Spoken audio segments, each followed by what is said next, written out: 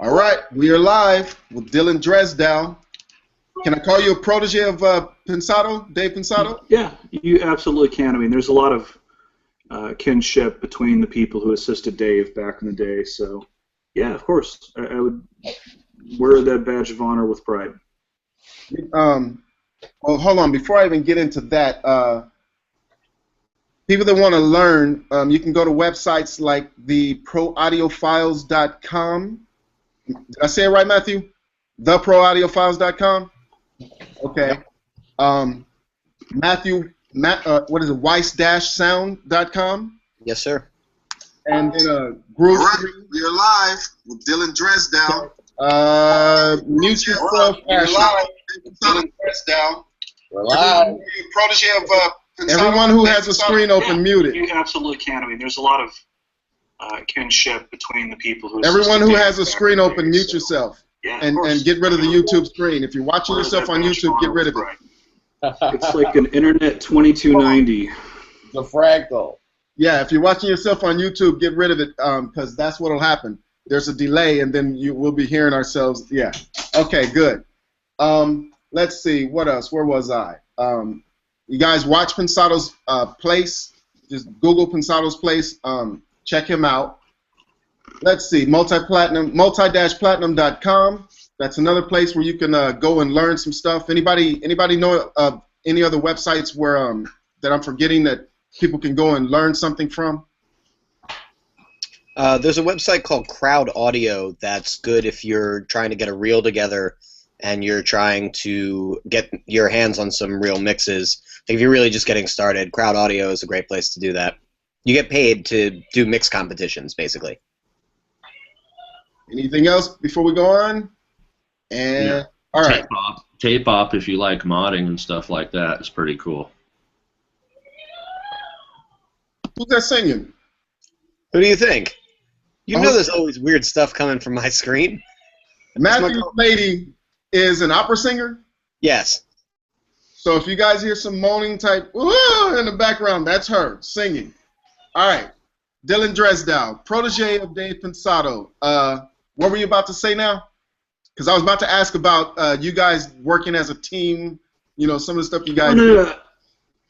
I was just saying a lot of the people that have graduated, assisting or have survived assisting Dave Pensado, have gone on to do really great things. Our real show boss, my dear friend Ethan Willoughby, who passed away a while ago, he was doing some fantastic stuff before he passed away. Was really kind of, really doing some amazing work. So there's a lot of, people that, we try to keep a tight-knit kind of thing. Jason Joshua, it's really, the analogy that Dave would probably use is if you're playing basketball against some strangers and, you sink a three-pointer, it's not as fun as whenever you do it with your friends. And, I like to think that, me and Jason and Ariel and, Ethan, for sure we're all, tight friends. And we still, call each other out of the blue and, hey, what's up and stuff. It's been a little bit busy in the last year or so, so we haven't talked and hung out as much. But, yeah, I mean, it's been, I owe my career to Dave Pensado. I really, really do. He's been a great friend and a mentor over the years. And, seeing the stuff he's done with Pensado's Place has also been fantastic. I still learn, stuff from that every time I watch it. Even if you see something you already know, it can reinforce what you are working on and say, oh, yeah. And what ends up happening in those scenarios is that I find is it translates into confidence, and if you're confident, you're going to mix better, no doubt about it. I mean, every time I work with a new artist and producer in a new studio, I'm walking across the parking lot for the first time, and I just think, man, did I just fool the entire world? Did I just fool myself? Did I know what the hell I'm doing? And then you get in the studio, you start working, and next thing you know, you're high-fiving yourself because you put the most low end possible on a kick drum without the speakers distorting or something, But yeah, I mean, I still talk to Dave weekly, so yeah, he's good people. When we were at the barbecue, when I saw you at the barbecue, Dave talked to my guys like 4 hours. It blew me away that he took the time to talk to them that much. And that's when I knew. I was like, okay, I see why Dylan and all these people, how you grow from being with him. Because if he's willing to spend 4 hours straight talking to my crew, and I mean they were talking. Oh yeah, and you he guys, cares. I mean, he genuinely cares. I see some of these people going through the motions and stuff, and they honestly, you know, if they go to NAMM, they're like, I have to go to NAMM. I mean, you know, Dave is really enthusiastic about doing that kind of stuff, and you know, talking to people and all these different things. I mean, I learned stuff from Dave beyond just this is how you EQ a kick drum. I did learn a lot of technical stuff when I was assisting for Dave. When you know, he and I remember this differently, but when I was working in a studio called the Enterprise Studios, which again, you know, I started as a runner there, worked up to an assistant, started engineering there, and kind of moved on. The studio isn't around anymore, but that's where I met Dave. I was kind of assisting in engineering at the same time, kind of like not really in a transition stage, but they were giving me a lot of mix or a lot of tracking work, mainly because they just knew the Neve Capricorn, and it wasn't a really in-demand digital console. Like a lot of you don't have typical signal flow with the Neve Capricorn because you can change the signal flow however you want. You look at a patch bay for the insert, send, and return, it doesn't exist. It's just audio converters. And so if you know a patch bay and signal flow, you can typically go from studio to studio and figure your stuff out. With that board, it was a complete curveball. And so I had learned that early on, so they gave me, you know, quite a bit of tracking work just because nobody else knew the board and they wanted to book the rooms that were typically post rooms.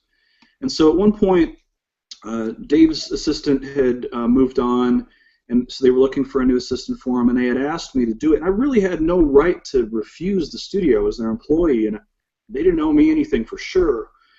But it was kind of like, well, you're also engineering, the studio's making money off of me, so they kind of gave me the option. And I said, no, I'm already engineering. Why would I want to take a step back? And the reason I said that is that his previous assistant had been assisting for him for like several years, and I didn't want to assist for 3 years. I wanted to engineer full time. And so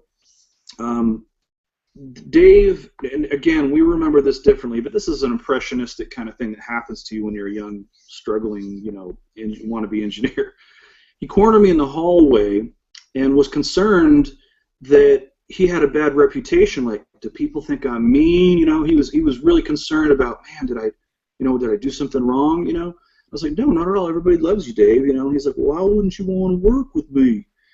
And I explained my situation, and then in a way that I think only really Dave Dresdow could have said to me, he goes, well, Dylan, I think you and I could learn a lot from each other, and I'd like for you to reconsider. And for Dave to even suggest, I mean, it's part ego stroke, but I mean, he was genuine about it. For him to suggest that he could learn something from me really meant a lot, because it meant he was looking for more of a partnership as opposed to you're my, you know, you're going to do stuff for me kind of thing. And so he would turn to me whenever he would like EQ a kick drum. He'd say, what do you think about that? And I'd say, oh yeah, it kind of reminds me of like what Bob Power's doing with Tribe Called Quest right now. Or, you know, we had a dialogue that he didn't have with his previous assistant, who was way more into, just didn't listen to hip hop or any urban music. And so we had a better dialogue. And I think because of that, it made his job a little bit more enjoyable. The other thing that we would do is whenever we finished like a mix, whenever it was approved and we're done, he would stay for the main passes, and then I would print off, you know, the TV instrumental, a cappella, the vocal up, all that kind of stuff, to half-inch tape and a DAT, and do all the editing. And then when we were done, I'd go in the lounge, let him know we're finished, I'm going to put up the next song.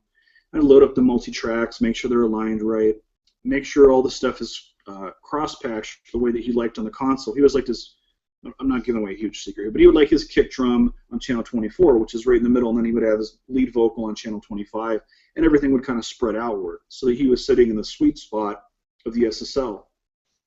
So once everything was cross-patched, I let him know, and I'd say, I'm just going to go through the stuff and start mixing, basically. I would rough mix for him.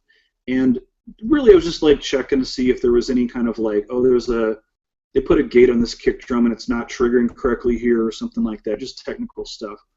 But I would try to make things sound good. And so he would come in, and I got to see him change all the settings that I had. Like, he wouldn't start from a zeroed console. We would just start working from there. And, man, that was like, this is why I say I owe my career to him. I got to see a professional teach me what I was doing wrong in a very safe environment. And over time, I got better and better. And then it was, you know, I had told him whenever I started, I said, I only want to assist for a year. And he was like, I got no problems with that. Just make sure you train somebody before you leave. And 365 days after I started for him, that's whenever I left and started doing mix work.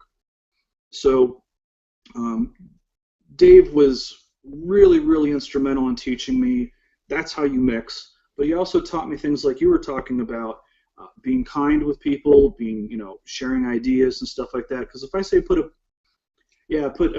transient designer on your kick and your snare, yeah, cool, but that's not going to tell you what settings are going to be appropriate for whatever song you have in front of you. Presets don't necessarily work as presets as long as they're like starting points for you to finish off. It's one of the reasons why, you know, lexicons have so many parameters in the reverbs, so that you can tailor them to whatever you're working on. But anyway, I just can't say enough great things about Dave. He's a good friend and a great mentor.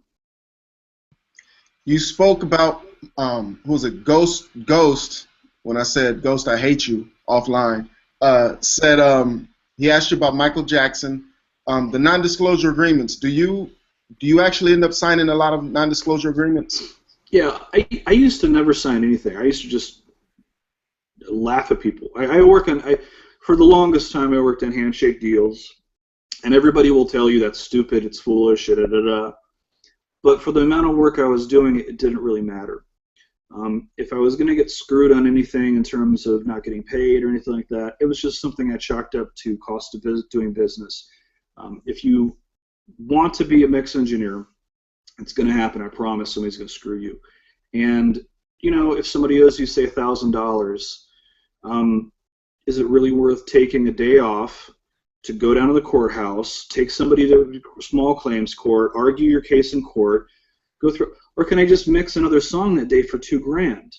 I'd way rather mix a song than go to freaking court and waste my whole day, you know. So definitely with you, man. Definitely, you know, with you. these things happen, and it sucks. Now, that said, I mean, you've got to get a good, anybody, once you have started making enough money to afford a good retainer, get a good lawyer. You should, I say this and people laugh, you should get a lawyer before you get a dentist. It's very important because, I mean, if you get sued and you lose all your money, how are you going to pay for a dentist anyway, you know? But there's other things that lawyers can do for you in terms of networking. I've gotten gigs from my lawyer. I strongly recommend getting somebody to represent you. And then you don't have to deal with the stuff when somebody says, sign this, you just go, okay. And there are ways around it. You know, with the Michael Jackson thing, you know, there are specific things I'm not going to talk about working on that project. Again, it was, we were doing remakes of classic songs off of Thriller, which was just really, you're going to lose no matter what you do. You know, you're going to fail from the very first thing you do. But getting to work with him was a fantastic experience. You know, I thought it was really cool. I wish he was still here. You know, we lost a huge talent whenever he passed away for really no reason. I mean, the guy really should still be with us. It's real sad. You know, because, you know, you go back and you listen to Thriller, and it's really, I mean, I can't think of a record I've heard more in my life.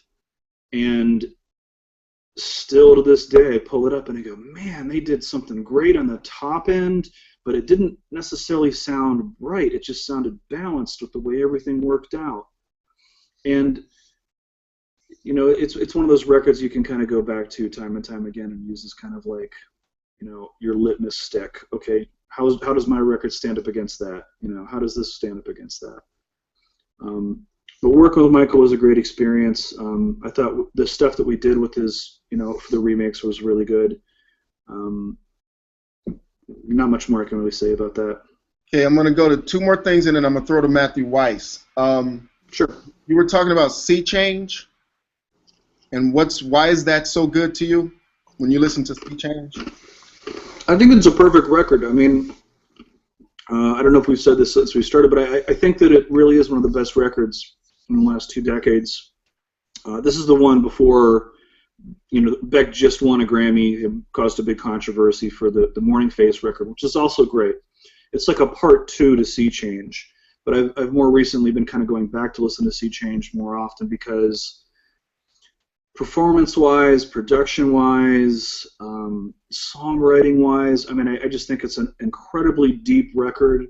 It's got a great soundscape to it sonically. I really like to listen to it with just nothing else going on. Like, I don't want to watch TV and listen to it. I can just sit in a dark room and listen to that album and go on a journey. And there aren't that many records being put out these days that do that. Many of them aren't supposed to. But that album, to me, I rarely just listen to one song. I usually listen to it all the way through. It's also great if you're hungover, you know.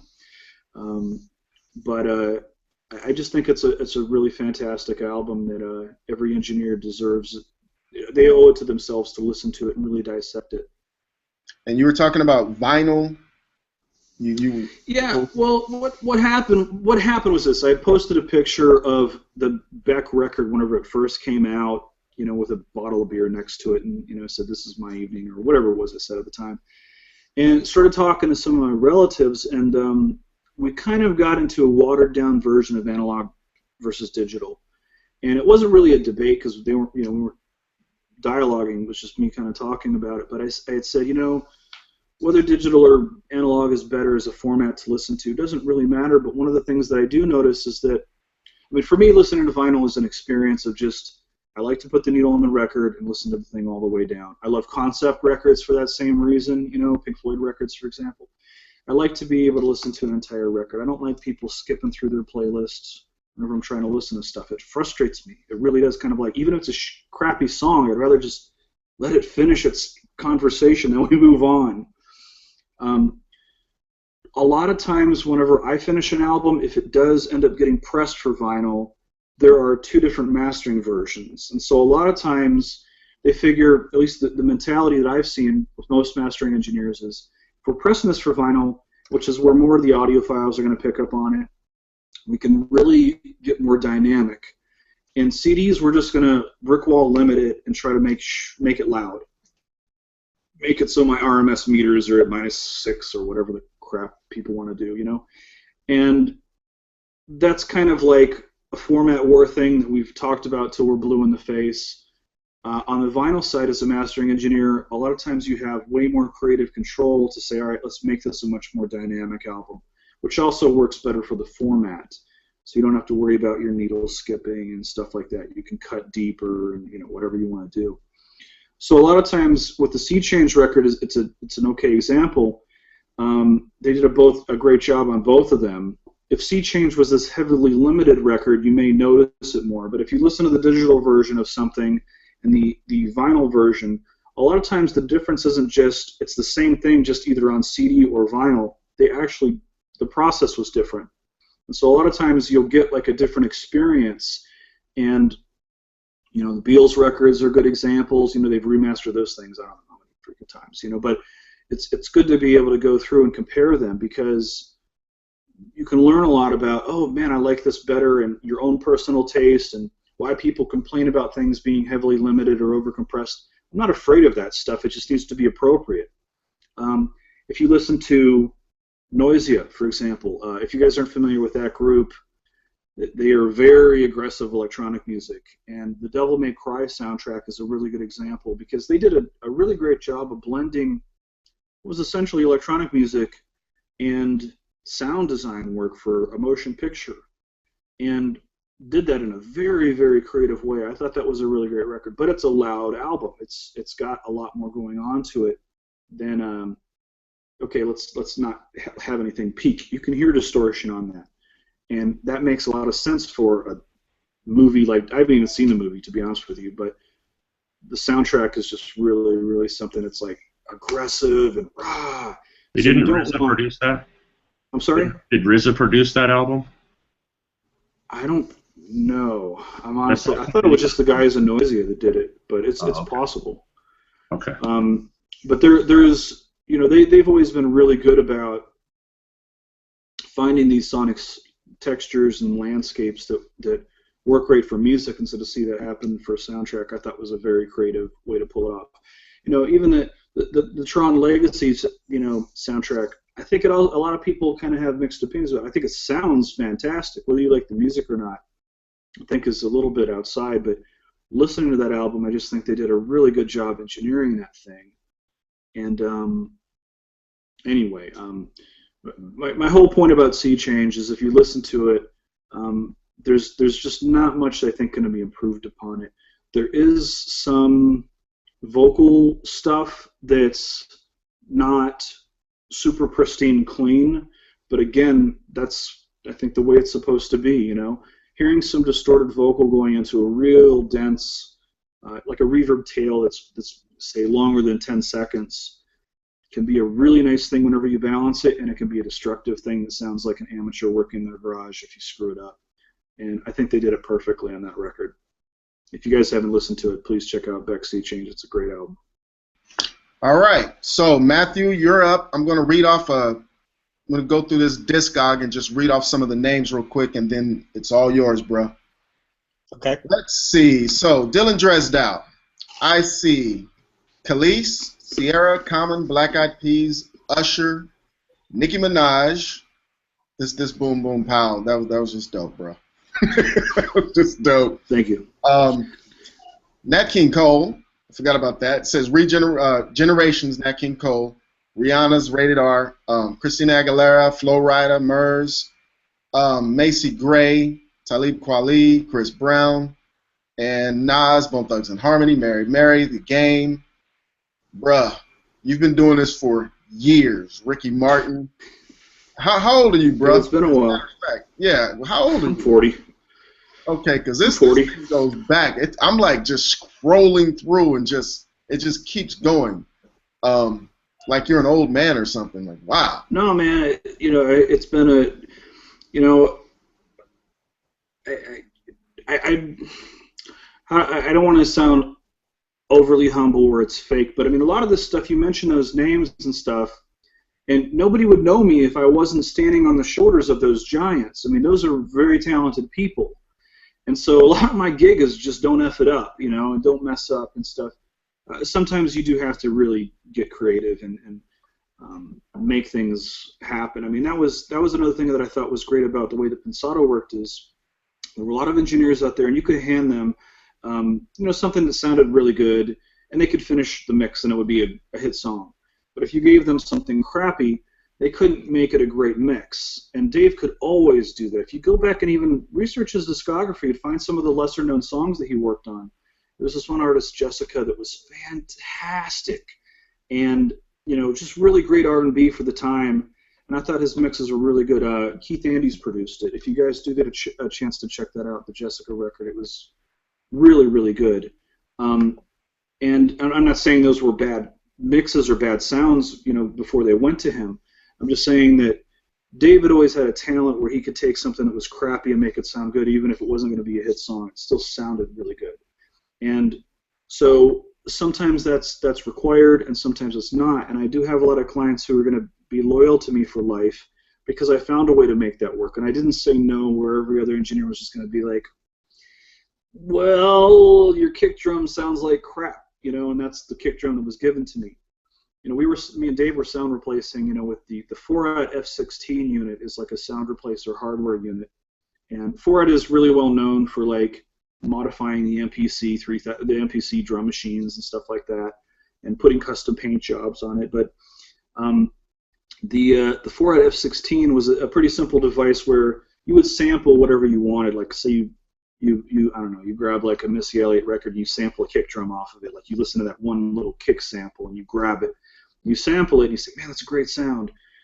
And then you would just spit your kick drum into it, and it would sound replace it for you. It would spit out your sample. And there would be a little bit of latency and stuff like that.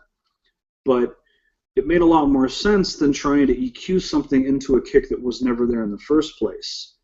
So, and because, sound replacing in 1999 wasn't as popular because, sound replacer was an outer drumagog or slate trigger especially.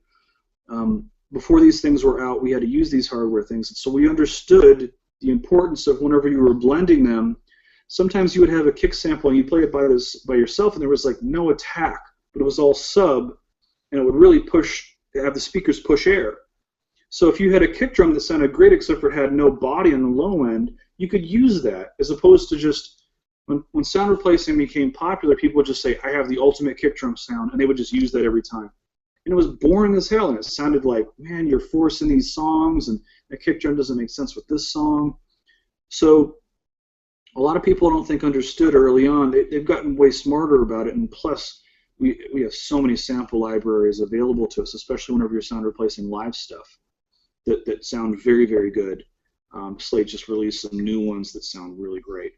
But there's, you have to kind of ask yourself whenever you're doing this stuff, is this helping the song forward, or are you just doing this out of vanity, Am I putting a compressor on my 2-mix because I feel like that's what you're supposed to do? Or are you doing it because you're like, the song could use a little bit more glue binding it together? Everything that we do whenever we mix should have purpose, in my opinion. And it's important to kind of put yourself in check quite a bit. Make sure that you're not just going through the motions. Otherwise, you'll just become creatively incestual in your own mind, I guess. You always have to be looking for something, new, and just making sure that whatever you're doing is there for purpose. All right, Matthew, hit him. How you doing, Matthew? Doing good, man. How are you doing? Hanging in there. That's good. That's you're out in LA though, right? Yeah. I had a late one last night, so I'm just kind of staying up from last night. Huh. I'm in Boston, so I think I'd take the late one. I wanted to talk about location, actually. I'm sure everybody's going to ask a lot of mix-type questions and things like that. But are you originally from LA, or are you from somewhere else? No, I grew up in Lakeland, Florida, which is between Tampa and Orlando. Mm-hmm. And the last year I lived in Florida, I was in Orlando for a year. I went to Full Sail there, and graduated Full Sail. I finished my last test. I knew that I had graduated because I knew that I had the grades. And the next day, I threw everything I could fit into my Geo Metro, and I drove to Los Angeles. Mm-hmm. I had $200 cash in my pocket, and that was it. I had to make it, because if I wasn't going to make it, I was going to be homeless, For me, in terms of choosing location, I didn't want to leave America. I wanted to stay here. And I wanted to have access to the bigger studios and, honestly, the bigger artists. And, there was, maybe you should go to Atlanta, maybe you should go to Miami, maybe you should stay in Orlando or Tampa or something. And honestly, man, it just looked like the big markets were, they're still out there in New York, Los Angeles, and Nashville. New York, I'm really glad I didn't do that because, first of all, New York is just such a hard market to break into. The weather sucks ass in the wintertime, and there's a lot of guys in New York who are leaving, jumping ship right now just because the work isn't there. I'm making I'm being general with this. I'm not saying it can work. Everybody can find their own way, but I'm glad in retrospect that I didn't go to New York, because that was my number 2. Nashville I didn't want to do at the time because the stereotype is that it's all country music. It's not all country music there, but it's mostly. If you're going to be at the top of the mountain, it's country. And I didn't want to get focused on just one genre of music. And also, it's not, I wouldn't say, so hard to break into Nashville. It's just a very long process to prove yourself. There are a lot of people who end up running there for a very long time and assisting for a very long time before they start engineering. And I wasn't looking for a shortcut, but that just seemed like I was taking it would have been the long path for no reason. And so, my impression of Nashville has always been that the competitive vibe of it is, New York has its own thing, LA has its own thing. Nashville's thing is speed, and I'm a very slow human being personally. Like, I don't like to wake up ever. Well, so. Yeah, they're getting drum sounds in the morning way more often than they do in LA. Yeah, it's nuts. I talked to some of my friends. I called one of my friends and I was like, "Yeah, I wanted to call you before your session," and I hear somebody banging a snare drum in the background, and they're getting snare sounds at it must have been 8 o'clock in the morning, Nashville time. And I was like, man, how do you guys? I got home at 8 o'clock this morning. I don't understand that. So, they have it dialed in different tape machines by 8:05. it's working. I mean, the stuff that comes out of Nashville typically sounds fantastic. They do, I think, take a little bit more time and spend they have a little bit more time to really pay attention to the detail. And I mean, this is why so many country records I think sound really good. I mean, even I guess we'll call it pop country, because it's not. If you say country to somebody who's a country fan, they may get offended. You know, people who don't, they're offended by the fact that they think other people think Taylor Swift has made country records. They've always been pop records to me. But and a lot of those things she didn't even do there. But there's a lot of stuff that comes out of that city that's really, really great. A lot of people in Los Angeles now are jumping ship and moving to Nashville. It seems to be like the new kind of exodus or migration.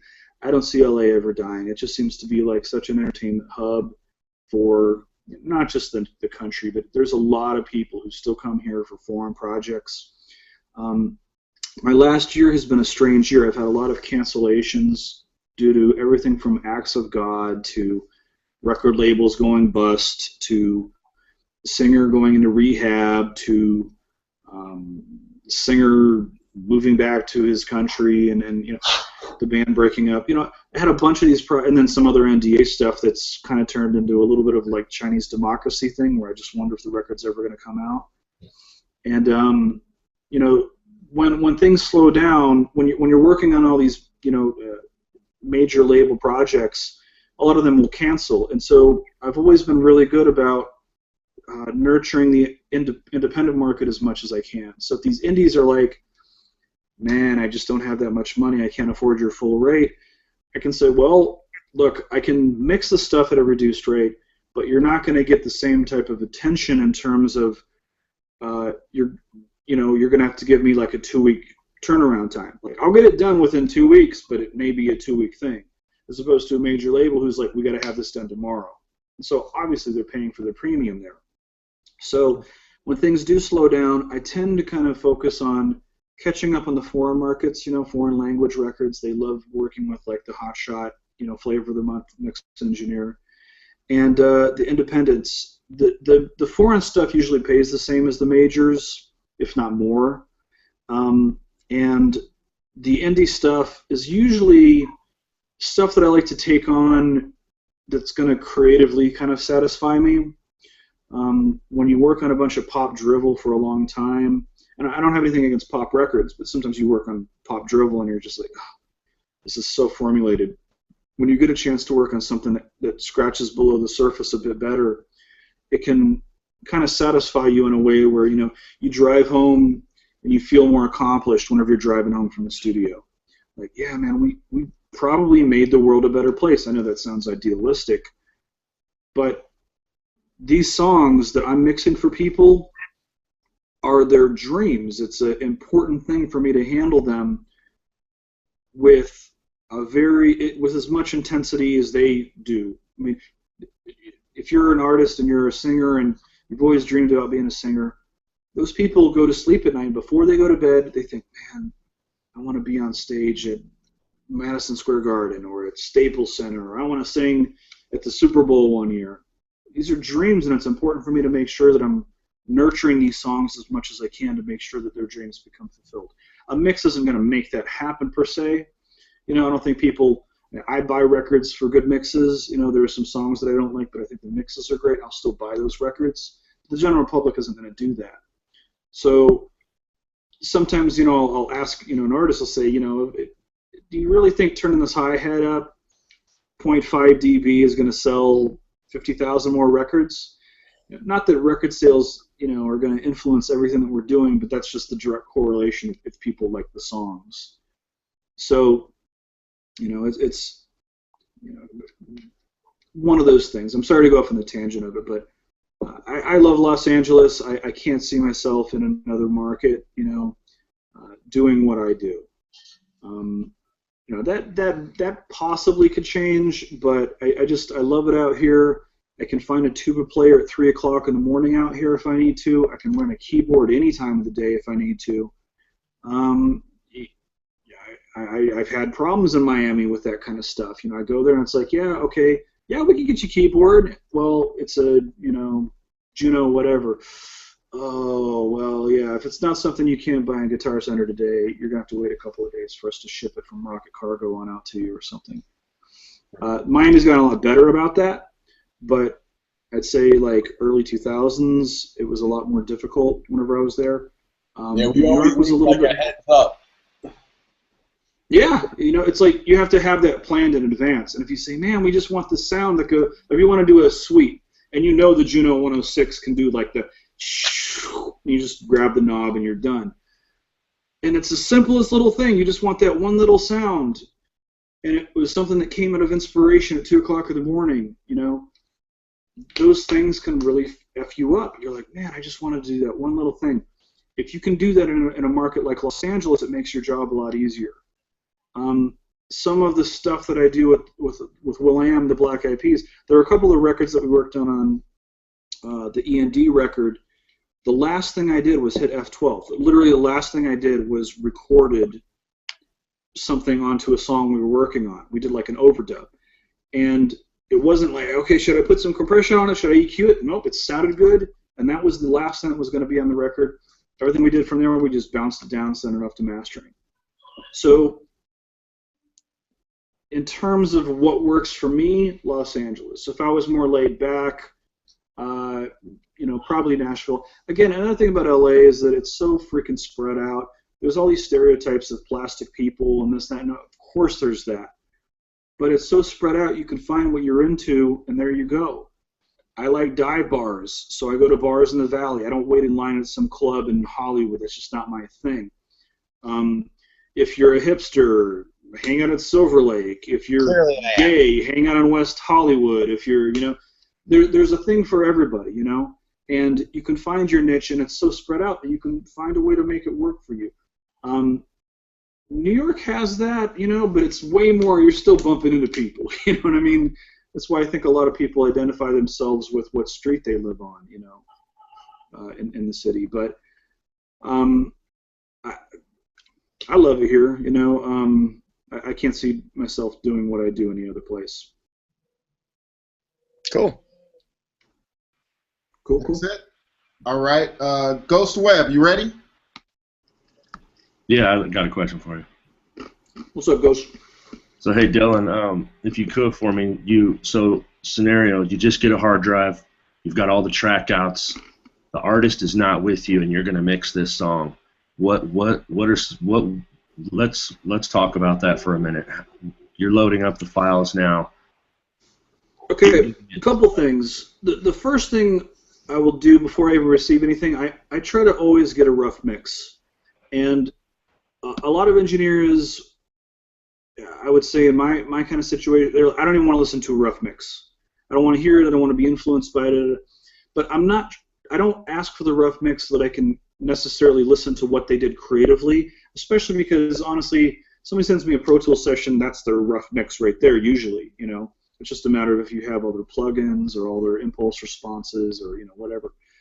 But having a rough mix is really important because a lot of times you send off your first, I can't tell you how many times this has happened in my career. Yeah, we want you to mix this song. We can't wait you to mix the song. You mix the song, and they sent you the freaking remix. And now nobody wants to pay you, even though you spent the time, and they want you to do the other version. And it's like, why did you guys send me the inappropriate track? So it's good to have it for that. Sometimes people say, yeah, you muted the strings. I would never do something like that, So then I listen to the rough, oh yeah, there were some strings. And I look through the session, nothing like that there. Or sometimes I open up the session and the tracks were deactivated and hidden because somebody was working on a Pro Tools session, a Pro Tools rig, that they didn't have enough processing to make it happen. So that's just to make sure that the technical stuff is mostly taken care of. The second side of that is sometimes in Europe, whenever I get stuff, especially from London, they spend a lot of time on the rough mixes. And so a lot of times you want to not over-mix or overthink that stuff. Whenever I get something from London, even though they're hiring you for your sound, I can't. You got to be really careful whenever you get stuff from the UK because they spend a lot of time getting that the way they were happy with it. They just want you to prove on what they've got. In America, I get stuff, and sometimes I literally have to take every plug-in off, and just start from scratch. I literally pull all the faders down to infinity and slowly start bringing stuff up and making the mix work that way. When all of that stuff is taken care of, it's like, okay, it's time for me to mix. If the client hasn't given me any direction, I just do what I'm there to do. If they've said, we loved the Boom Boom Pow mix, or the I Got a Feeling mix, or whatever song, the Hip Hop is Dead, or if they reference a song that I had mixed in the past, then I generally have that kind of mentality moving forward. If they haven't said any of that stuff, I just do what I do. The only thing I got to be careful about is in hip hop, it's really important to know songs and history. Hip hop, I think it's an easier example of you got to know your past to know where the future is. And the reason that's true is this. If you're listening to a song that's on the radio right now, that song might have been mixed 6 months ago. And it just took that much time to actually get put on the radio, and especially if it's like the third single or something like that. So the song comes out, it's on the radio right now. The song you're working on, that same thing could happen, so that's 6 months ahead. So you are literally a year difference in when that song, the first song you're referencing, was made versus your song actually hitting the listener's ear.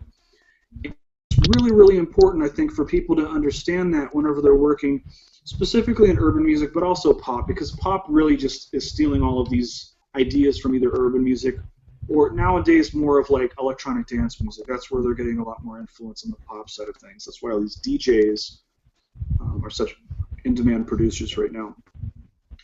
But I'll usually listen to the song, kind of get an idea of what vibe we're looking for. Then I usually pull up a couple of reference mixes. I mentioned 808 from Black. I Can Love You from Mary J. Blige is another good one. The Loneliness from Babyface, mixed by John Gass, is a perfect R&B mix. That is one of the best mixes I've ever heard in my life.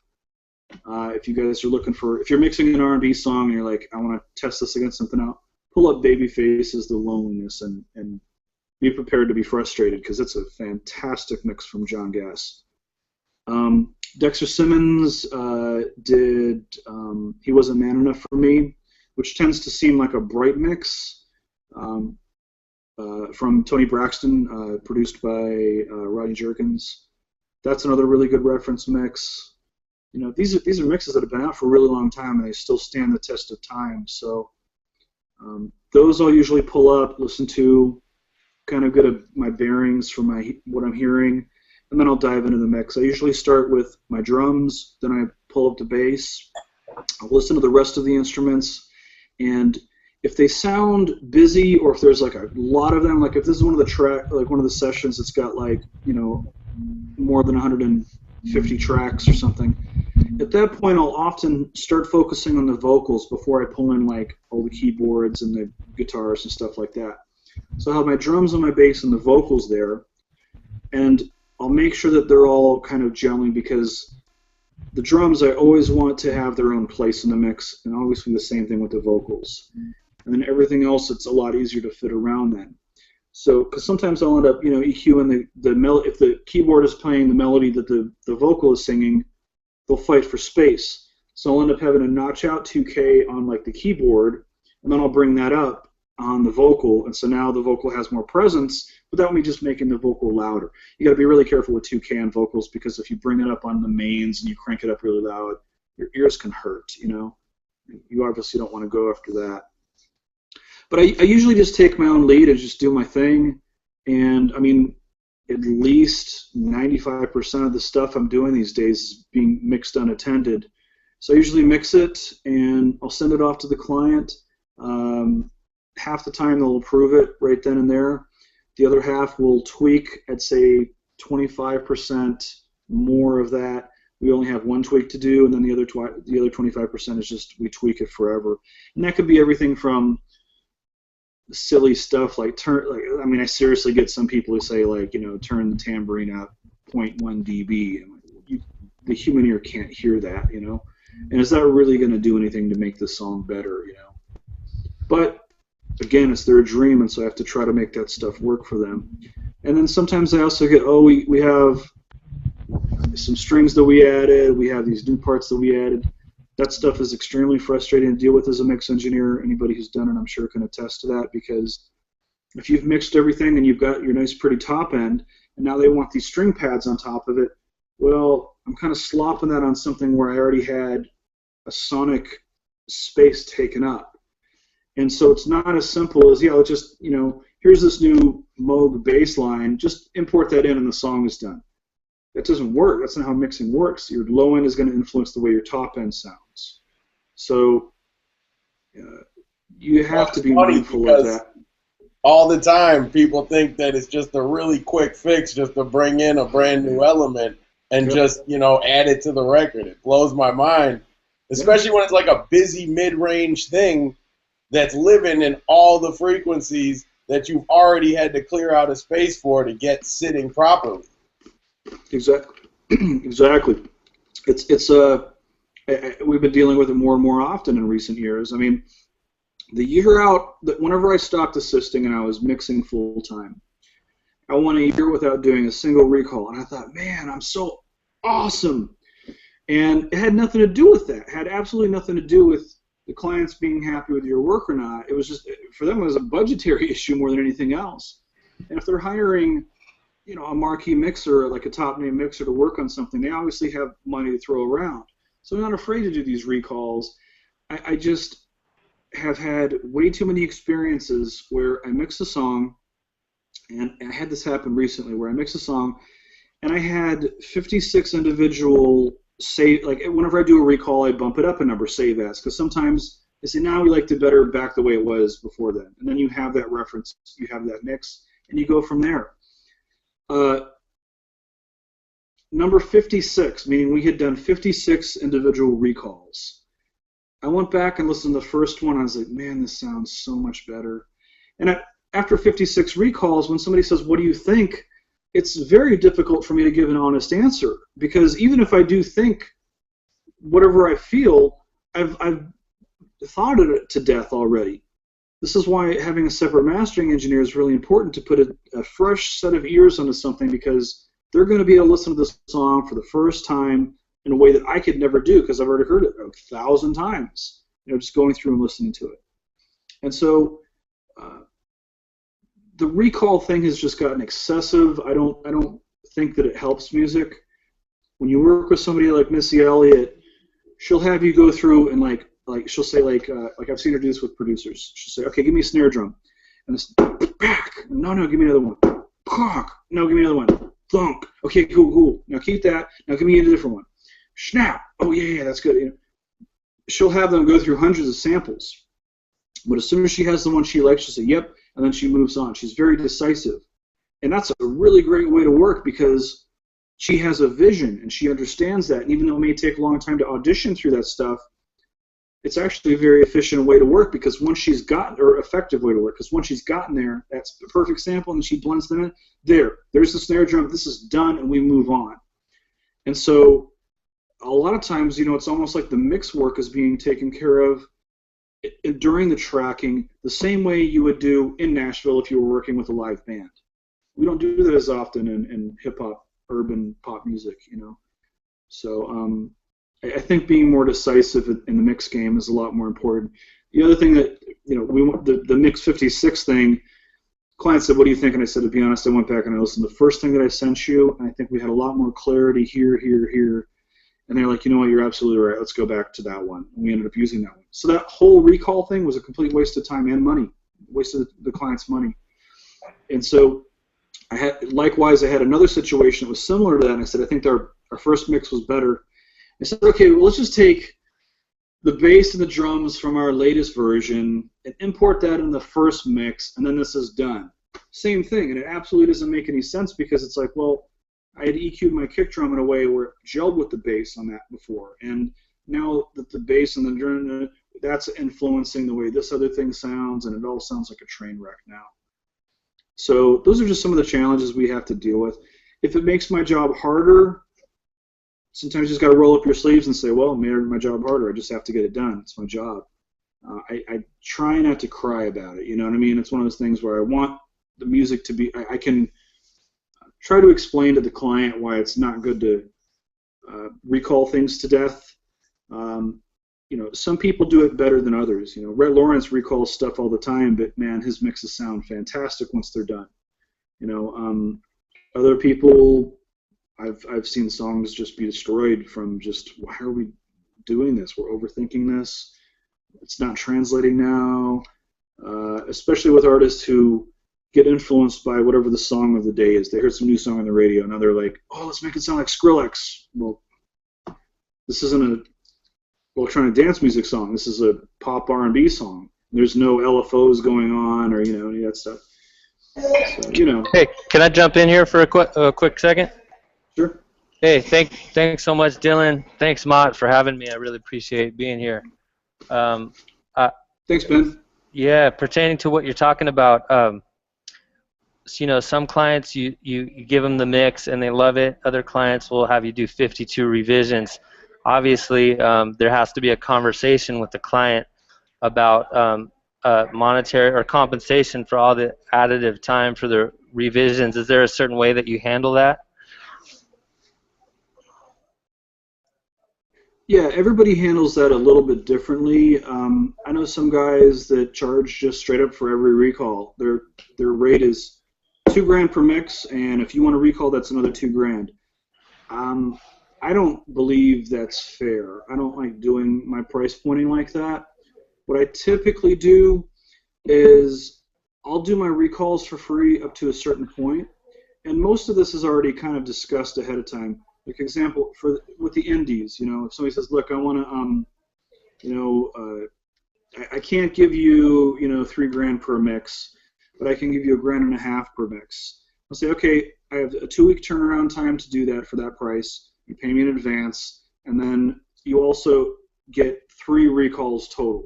So whenever I send you the mix, I highly recommend you listen to it with a bunch of your entire band, if it's a band, because the band thing is always tricky, because you're going to get the drummer say, turn my drums up, the bassist is going to say, turn the bass up, the guitarist is going to say, turn the guitar up, and the vocalist is going to say, turn the vocals up. You just turned everything up. So my price point, my business model is usually I just charge my day rate for like studio time. So I'm charging $1,000 a day for my studio. Now, if they want to book Record Plant, I'll go there and I'll do the recall for nothing. I won't charge them because they've paid me for the initial mix rate. But at $2,000 a day, you can't afford to do that many recalls. That's just, Michael Jackson couldn't afford that. You know, it's just too much money, you know, for one song. 56 revisions for one song. You know. I just had an experience where I had to deliver a mix for a commercial, and the guy that hired me gave me a certain direction, had me do like 3 or 4 recalls. He loved the mix and then sent it to his boss, who completely didn't like the direction. He said it was too poppy. He wanted it more classical. And then they sent me on a revision roller coaster between 2 people. Had no idea how to handle that situation.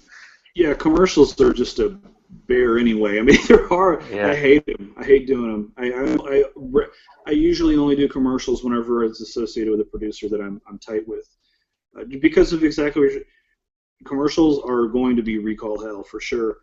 For me, if I'm charging my day rate on the studio, I'm not making as much as I typically would, but at least it's something acceptable. You have to charge something, some kind of a day rate for recalls. You have to. Otherwise, people will take advantage of it. I once in a blue, because people try to always hit me up about an all-in thing.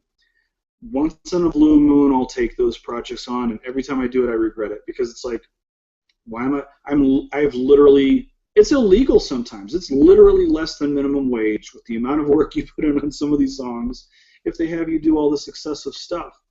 So for me, charging $1,000 a day for my studio was the way around that. Now, if I say I have 2 separate clients and I can get one of the recalls done and another recall done in the same day, then I've made $2,000 that day between those 2 clients. If a client hits me up and they say, yeah, we need to do a recall, I just need for you to mute the ad-libs in the end, I'm not going to charge them for that. I'm not a I'm not gonna gouge people, you know. But if it's like, yeah, we got some new strings and here's another page of mix notes, they're gonna get charged an extra studio day for that because I can't really book anything else that day. So otherwise, I'm just working for free, and I can't do that. That's the way my price point works. I don't know if you can work out the same thing for your vibe. That's helpful. I'm gonna slide in one last question. Sure. Going back to when you were talking about drum replacement, I love that conversation. I'm a drummer, and I program a lot of drums, play a lot of live drums, and I have an MPC 2000, and you know, people always want me to pull out the MPC for this novelty kind of thing, and I'm just wondering from your experience. Lately I've been using a lot of battery native instruments just because I love the drag and drop of samples, and I can access my libraries really easily. I don't have to mess with the little, and I just use my MPC as MIDI. And people always do that, like, oh man, but the MPC has a certain feel, and I just don't quite know if that's true or not. So I was just wondering if. Oh yeah, without a doubt, it's okay. There's a couple things. Some people they get all geeked out about like the conversion and the MPC, and there's arguments about the 3000 versus the 2000 versus the 4000. A good example of the feel is back whenever we worked on tape, analog or digital or otherwise. You would feed it first. You would program your stuff, and one of the things that a lot of producers noticed is that if they were quantizing things, they would quantize, and if their song was a slow song, say it was 60 beats per minute, they would program it at 120. And that would allow them a different type of resolution in there so they could get more of that kind of feel programmed into it. Now, we're talking about quantization, which is kind of the opposite of feel, because once you quantize it, it's robotic. But a lot of times you would see like guys like Rockwell were freaking geniuses at this. His hi-hat pattern would typically be like dead on. It would be perfectly quantized.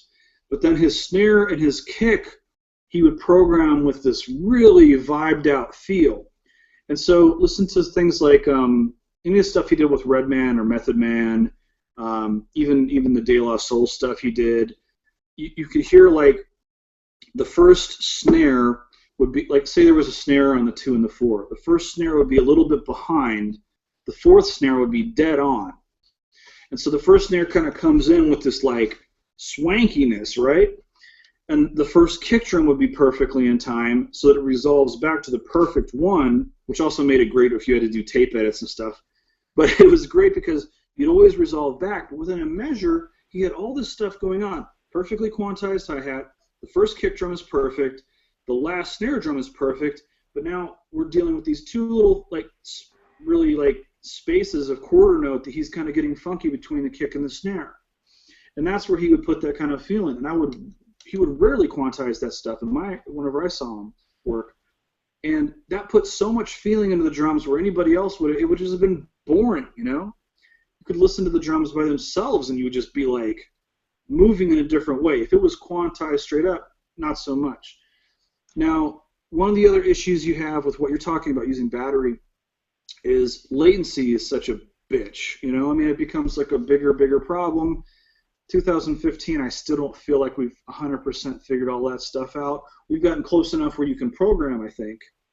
But I've seen a lot of people work where they will just play a click track every time they lay down like their kick drum, and then play another click track, then lay down the snare drum, and then keep on going. If we're still dealing with MIDI in 2015, if you have a bunch of drums, we don't really do that as much as we used to. We used to layer. We used to have like 3 kick drums on every song, 3 snare drums on every song, and you would balance them out. We don't really do it as much these days because a lot of the samples we have just sound great to begin with, and there's no reason for it. Battery, I've had so much trouble with Native Instruments getting their software to install, and frustrated after spending a couple hours, and my assistant will be, I got a crack of that stuff that I know works, and then I'm like, but I have like the legit copy, but I just can't get it to work for some reason. I have 2 legit copies of Complete, and I still can't get it to work on my rig. So, it also depends on what you're going for. So, like, the issue that I have with the MPC is like, cool, I can make an 8-bar loop and it sounds great, but it would take me forever to arrange a tune, and I don't like just dropping an 8-bar loop and then editing it. So that's why I love using Battery, because you can actually program the drums to a song form.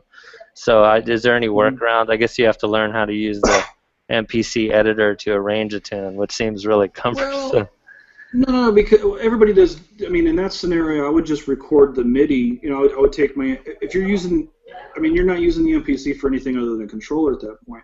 So I would just take the MIDI out, record the MIDI, and then edit the MIDI within my DAW. Not as good in Pro Tools as, say, Cubase or Logic or some of these other programs that handle MIDI a bit better. But it also depends on what you're kind of programming. If you're trying to do, if you wanted to sound like real live drums, using things like Trigger and Trigger is just, for live drums, it's really, really good. Drumagog, same kind of vibe.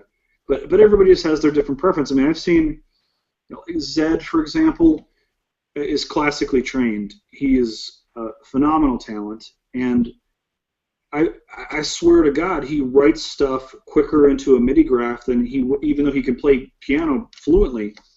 It seems like he just clicks faster with his laptop to write in a part than if he actually played it and then went back and edited any of the performance that he wanted to do.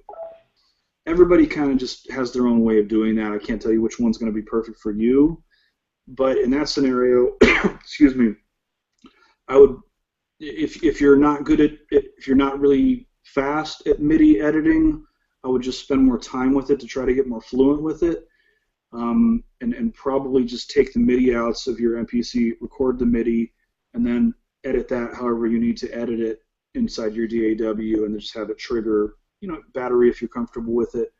And they have all sorts of stuff out. So you drums and all these different things. You can record the MIDI off of the MPC, and it'll give you individual tracks.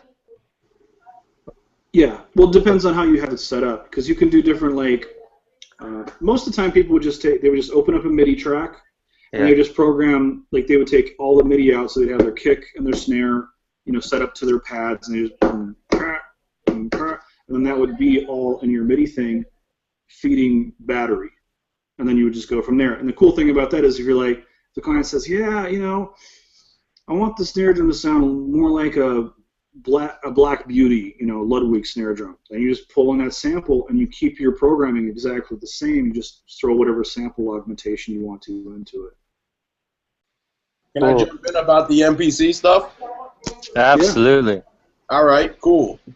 So normally, man, when I'm rocking with an MPC or rocking with clients using an MPC, they'll do exactly what you're saying with the 8-bar loops. The whole come up with a pattern for the intro, come up with a pattern for the hook, come up with a pattern for the verse, and then dump all that stuff in audio. And really, you're not missing anything if you dump all that stuff in audio and do some editing here and there, because 9 times out of 10, most records, you're going to get the sounds into Pro Tools or whatever DAW you're using, and then, kind of go in on the post-production. So if you're using MPC, I think, it might be a smart idea to still kind of get the sound out of the MPC too, and then, it's like chopping a file here, chopping a file there. The MIDI versus the audio, I don't think is a huge fight, and you can always, replace the audio with another sound or sample, and when you do it like that, you got little format structures for the record,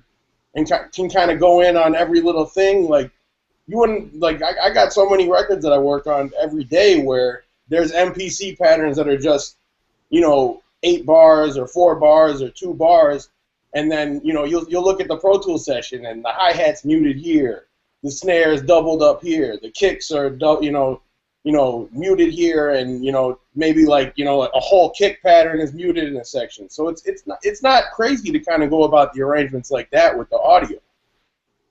Yeah, it may be a little bit more tricky for a 15-second commercial spot if that's what you're doing. But he's absolutely right. The only thing I would warn you about is if you're using an MPC and you're having a chase timecode, MIDI or SMPTE, and you set your song start, back in the day, we would always start our time code on the analog tape machine at 59 minutes and 30 seconds. That's where we would typically start. just so you had a whole bunch of pre-roll. And the main reason we did that is, the reason we didn't start at 0 is because if you went behind 0, that would make the numbers be 24 hours, and 23 hours, and And if you were using certain automation systems, that would completely fuck your mix up, and just freak out computers because you were rolling the clock 24 hours. So that's why you would do your song start time at 1 hour. If you do that, I highly, highly recommend programming a count in, usually just an 8 count, like 1, 2, 3, 4, 5, 6, 7, 8. The reason being, MPCs are kind of known to, and you can see this on a grid if you've ever done it. If you don't program that in there, a lot of times the MIDIs, like the MPC will see like, okay, MIDIs or SMPTEs coming in, and song start now.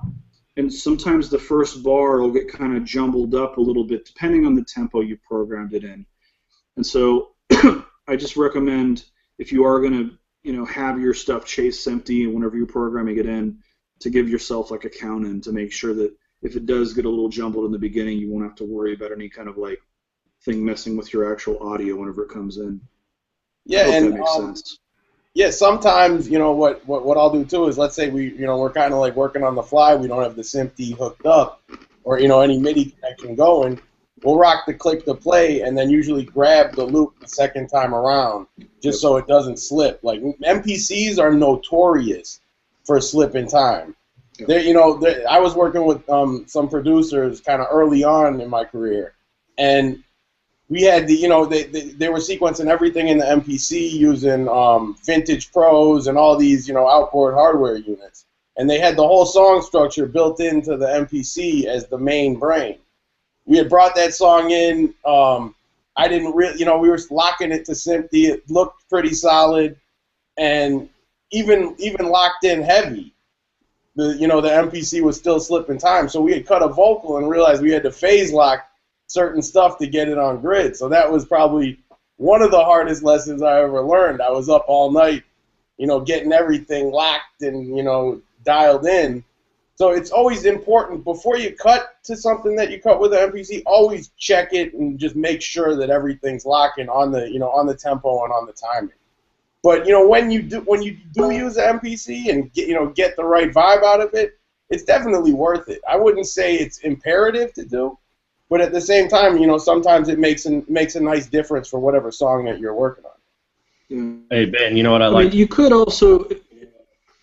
Hey Ben, when I work with MPCs, depending on if I'm with like a 3000, which is 96 parts per quarter, which means in a one beat there's 96 possible positions where a hi-hat could land, and then you could go to like a LM1, which is 48 parts per quarter, which will give you that classic hip hop swing, and so that's why guys like to use the 3000, because it's that 96 parts per quarter is what people are used to, and the newer DAWs is like 196. So you actually have to be doper to use the newer stuff.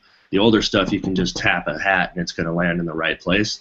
But audio to MIDI is what I would recommend on the MPC. Like, I'll program my drums and hats inside of the MPC and then do like the classic snare on the one, and then just do the audio to MIDI inside the DAW, and you can use the trigger and you can retain that MPC swing and then trigger inside of your DAW like with Slate or something, and then put your kicks and whatever you want in there. And that's better than messing with like the MIDI time code and all that other stuff for the sync and the jitter and whatever.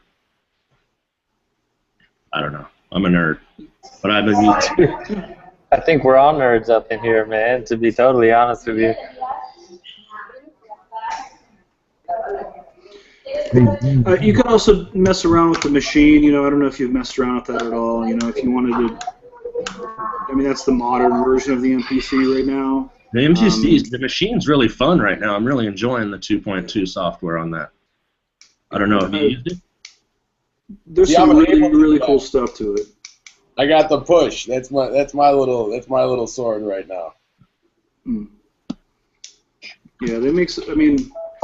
I don't really mess with live as much. Like the DJs, are all using Ableton, live pretty much exclusively, and that's where they seem to be getting a little bit more of push and stuff like that. They seem to use that a bit more than the machine, but yeah, it's cool stuff. It's just everybody has their own way of making things work. I see Some people, they just program like without any type of interface at all.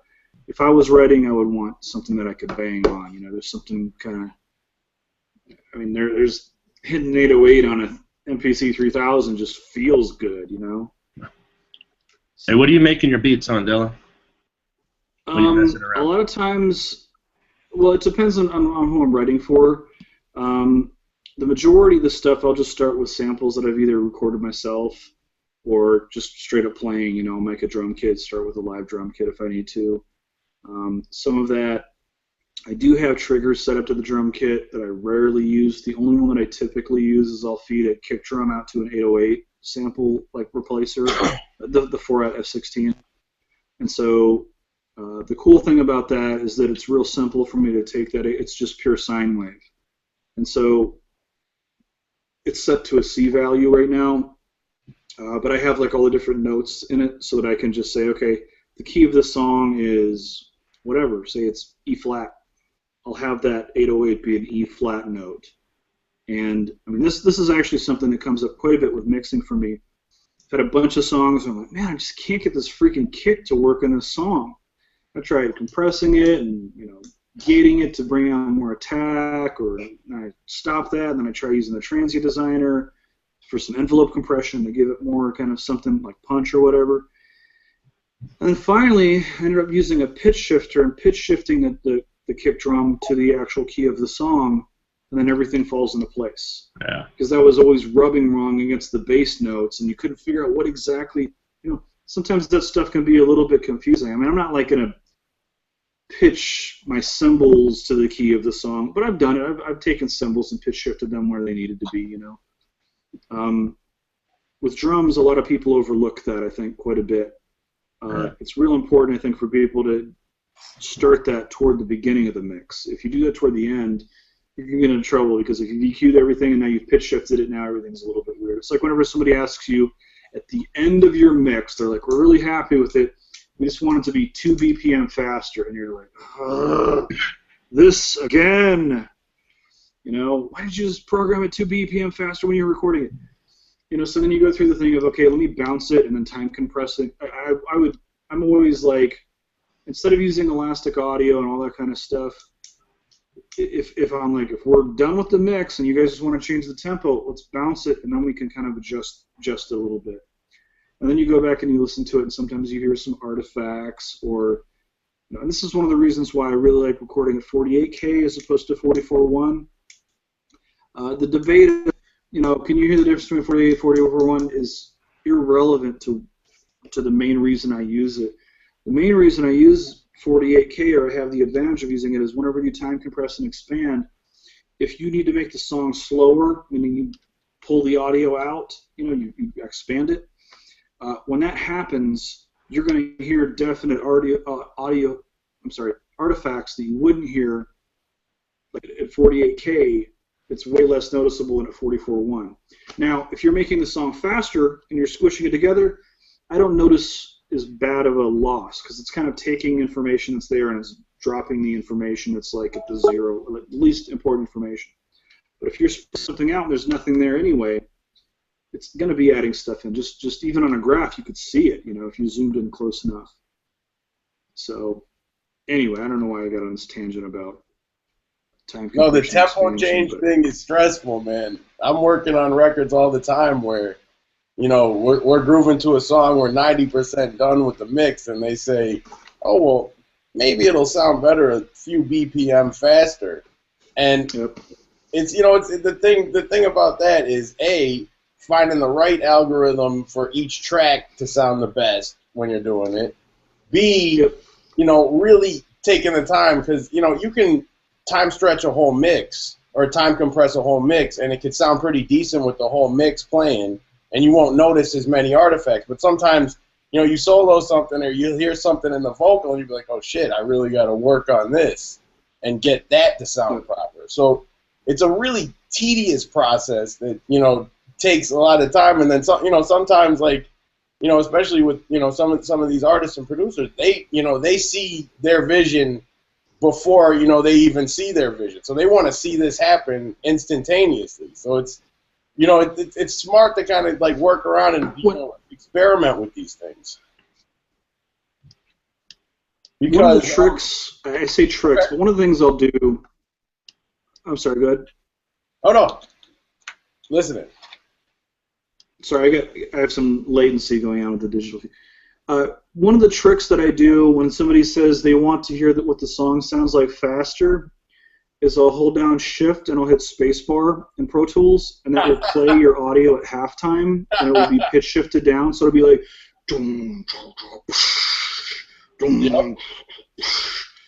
bitches, and then you're like, okay, hey, and you need to play like a good, at least 10 seconds of it, and I just want to check something out real quick. And then you hit stop, and you say, okay, well, let me just check this one more time. And then you hit spacebar, and it will automatically sound like the tempo has been sped up, just because of the way humans perceive things. Wow. And so sometimes if somebody says I want to slow it down, the only way you can get out of that is to set your clock to internal, and then switch it that way where you speed it up, and then you say, okay, now we're going to stop, and then it sounds like it's slower.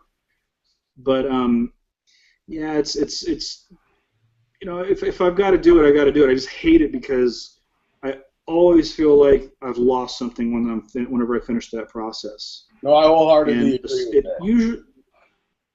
Well, if somebody said, so Dylan, we want you to mix the song, but we want you to change the tempo, I would instantly say, let's get the tempo issues worked out before I even touch the mix.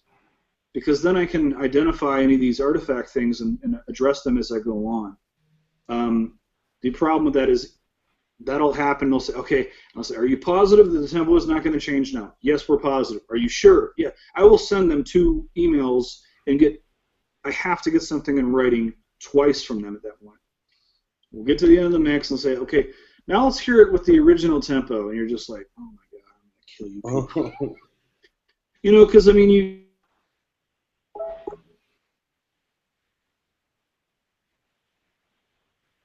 All right, we've lost Dylan for the second time. Anybody that comes in, we're going to have to boot him out so Dylan can come back in. I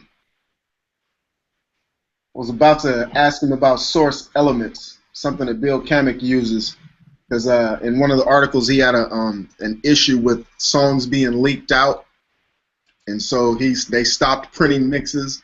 They wouldn't give stuff to the record labels, nothing, and it was frustrating. Technologies. I was time compressing and expanding my Google Hangout feed.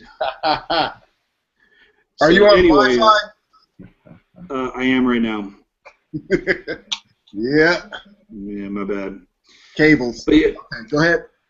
Anyway, so yeah, that those are things that you just try to deal with as they come to you, I guess. I have a question, but this might change the direction we're going, if that's okay with you guys. Sure. Working on a record with will.i.am and then moving on to Cheryl, do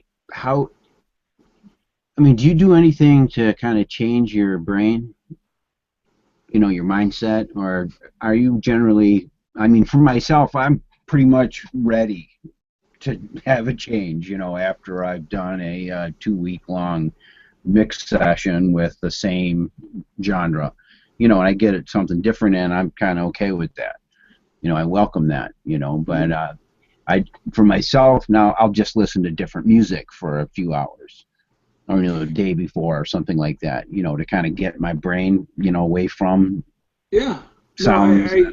I know. I think I know exactly what you're talking about. For me personally, I've always listened to a bunch of different genres of music. I've never really been like, I only listen to rap. I only listen to country.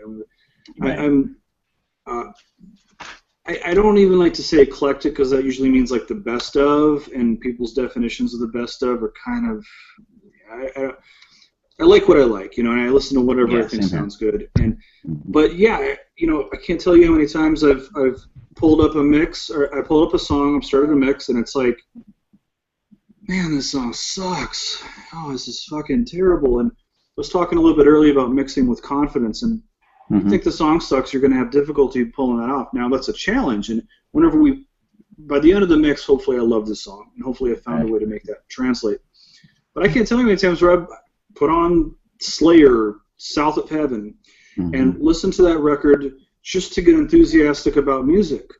You know, maybe I listen to, maybe it isn't even that great sounding record like Bad Brains or something like that, but it gets me pumped up about music. And then I get in, and then I really do my thing. Now, I hate doing that with clients in the room because they just think, what the hell are you doing? I don't want to sound like any of these people, or, you know, especially with a lot of the reference mixes that I mentioned are songs that have been out for a long time. And if I pull up a Mary J. Blige song, and the song is supposed to, you know, I'm mixing a song for David Guetta, they're going to be like, why is this guy listening to this song that's like old R&B? It's old, it sounds adult contemporary to them at this point. Right. And so with clients in the room, I tend to not do that. I can't, because if I do, they're going to have doubts in what I do. And I can't give them that perception, you know, of oh, an old man Dylan, you know, putting in his wooden teeth and he's going to mix until the damn kids get off his lawn. You know, you have to be really careful about that. But in terms of jumping from, if I mix, say, I'm working with a, you know, right now I'm working with a band called Cairo Knife Fight. And the direction we're generally heading is they're their own thing, but it's somewhere between like Queens of the Stone Age and Foo Fighters. But as a live band, they're really cool because they do a bunch of looping and stuff. It's an impressive thing to watch them do.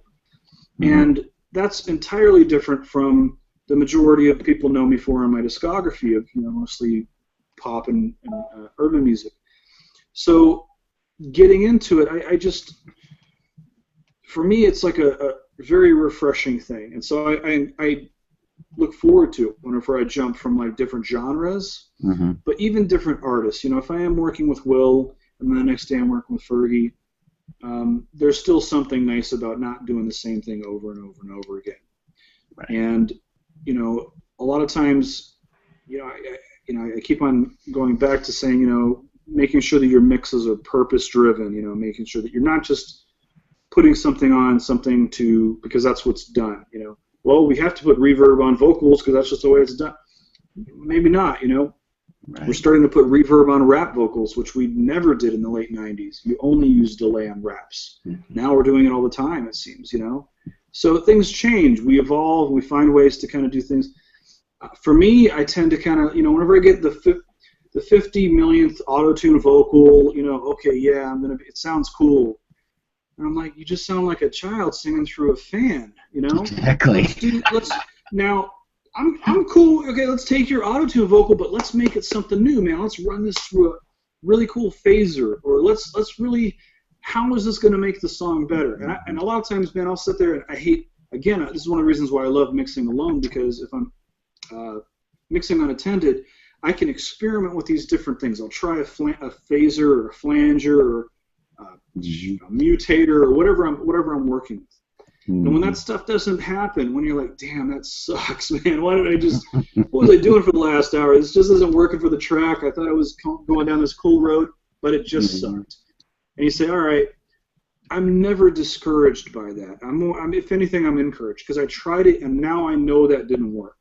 And I gave it my all and I did what was right, that was best for the client. I gave them the time and the effort to try something, and I'm honest enough to know that it didn't work. But, you know, then you move on. Now, when you try something really cool and you're like, oh, damn, I just killed the world. This is so awesome.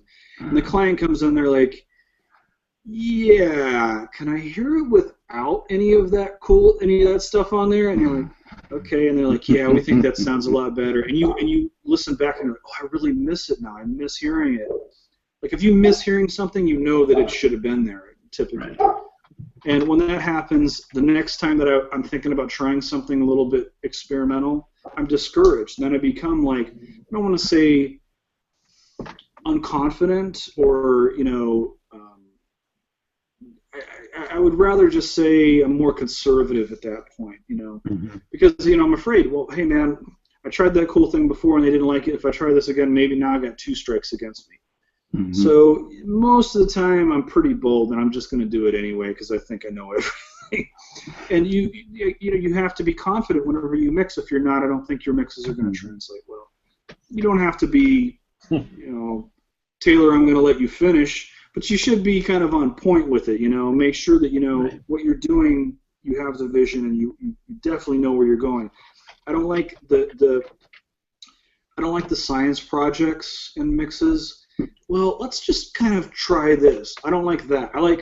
Let's try something cool. I like there to be confidence in experimentation. I don't like there to be like, let's try and throw a bunch of crap up on the wall and see what sticks. That's not how good production. I rarely, once in a blue moon you'll get lucky.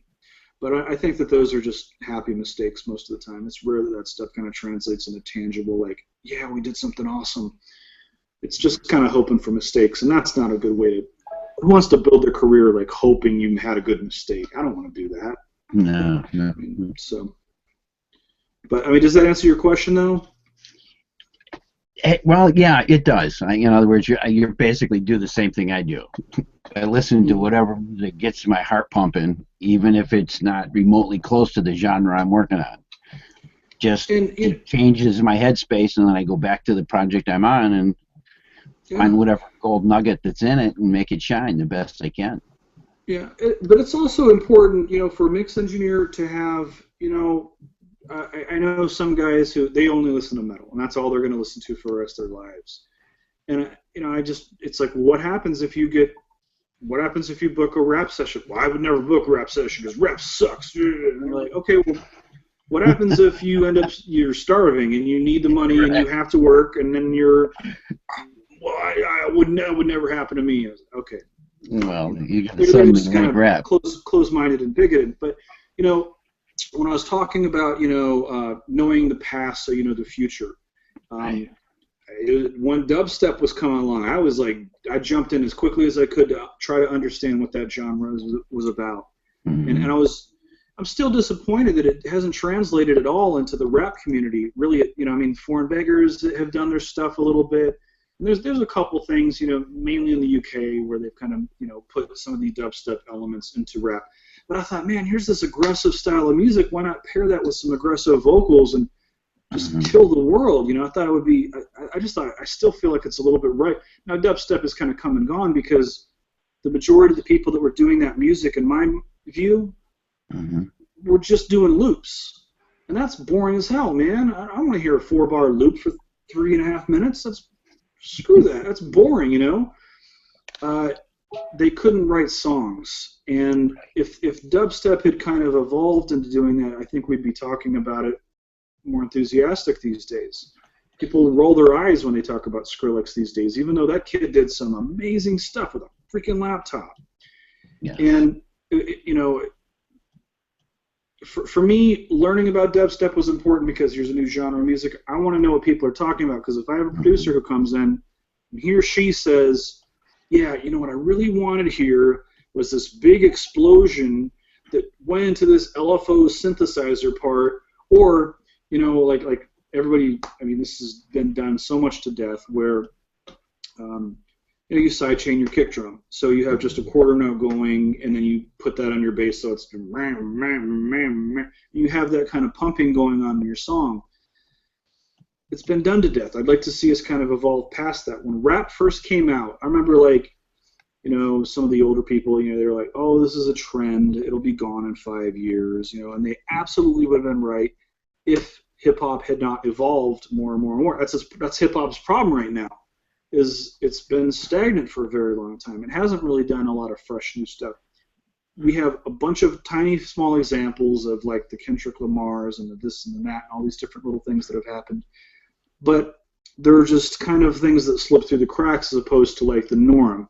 And that's why hip-hop as a whole is getting its ass kicked by electronic dance music, in my opinion, because people would rather just go and dance, I guess, at this point. Hey, guys, can I jump in? Yeah. Hey, Dylan. Hi, Ashley. Hey, Dylan. Yes. You're touching on some really good points here. Can you talk a bit more about building your client base, expanding into new territories, promoting yourself and the business to engage and garner new clientele, that kind of thing? Yeah. Dylan, before you do, please finish that, because Rapper's getting his ass kicked, and then go to Ashley. Yeah. You know, the thing is, I mean, there are definitely some bad rappers out there. If you listen, just spend 5 minutes on SoundCloud, and yeah, there's some terrible rappers out there. And what I mean by that is just bad MCs. You know, they're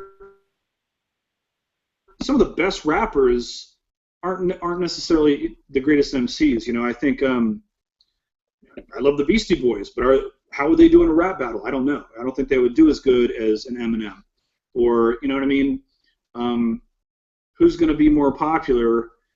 Iggy. Who's going to sell more records today? Iggy Azalea or Talib Kweli? Talib Kweli is a way more talented person who can spit stuff off the top of his head like a freaking genius, as far as I'm concerned. No disrespect to Iggy, it's just a different kind of thing. But what I'm kind of noticing, at least within the rap game, is there's no typical sound to it right now.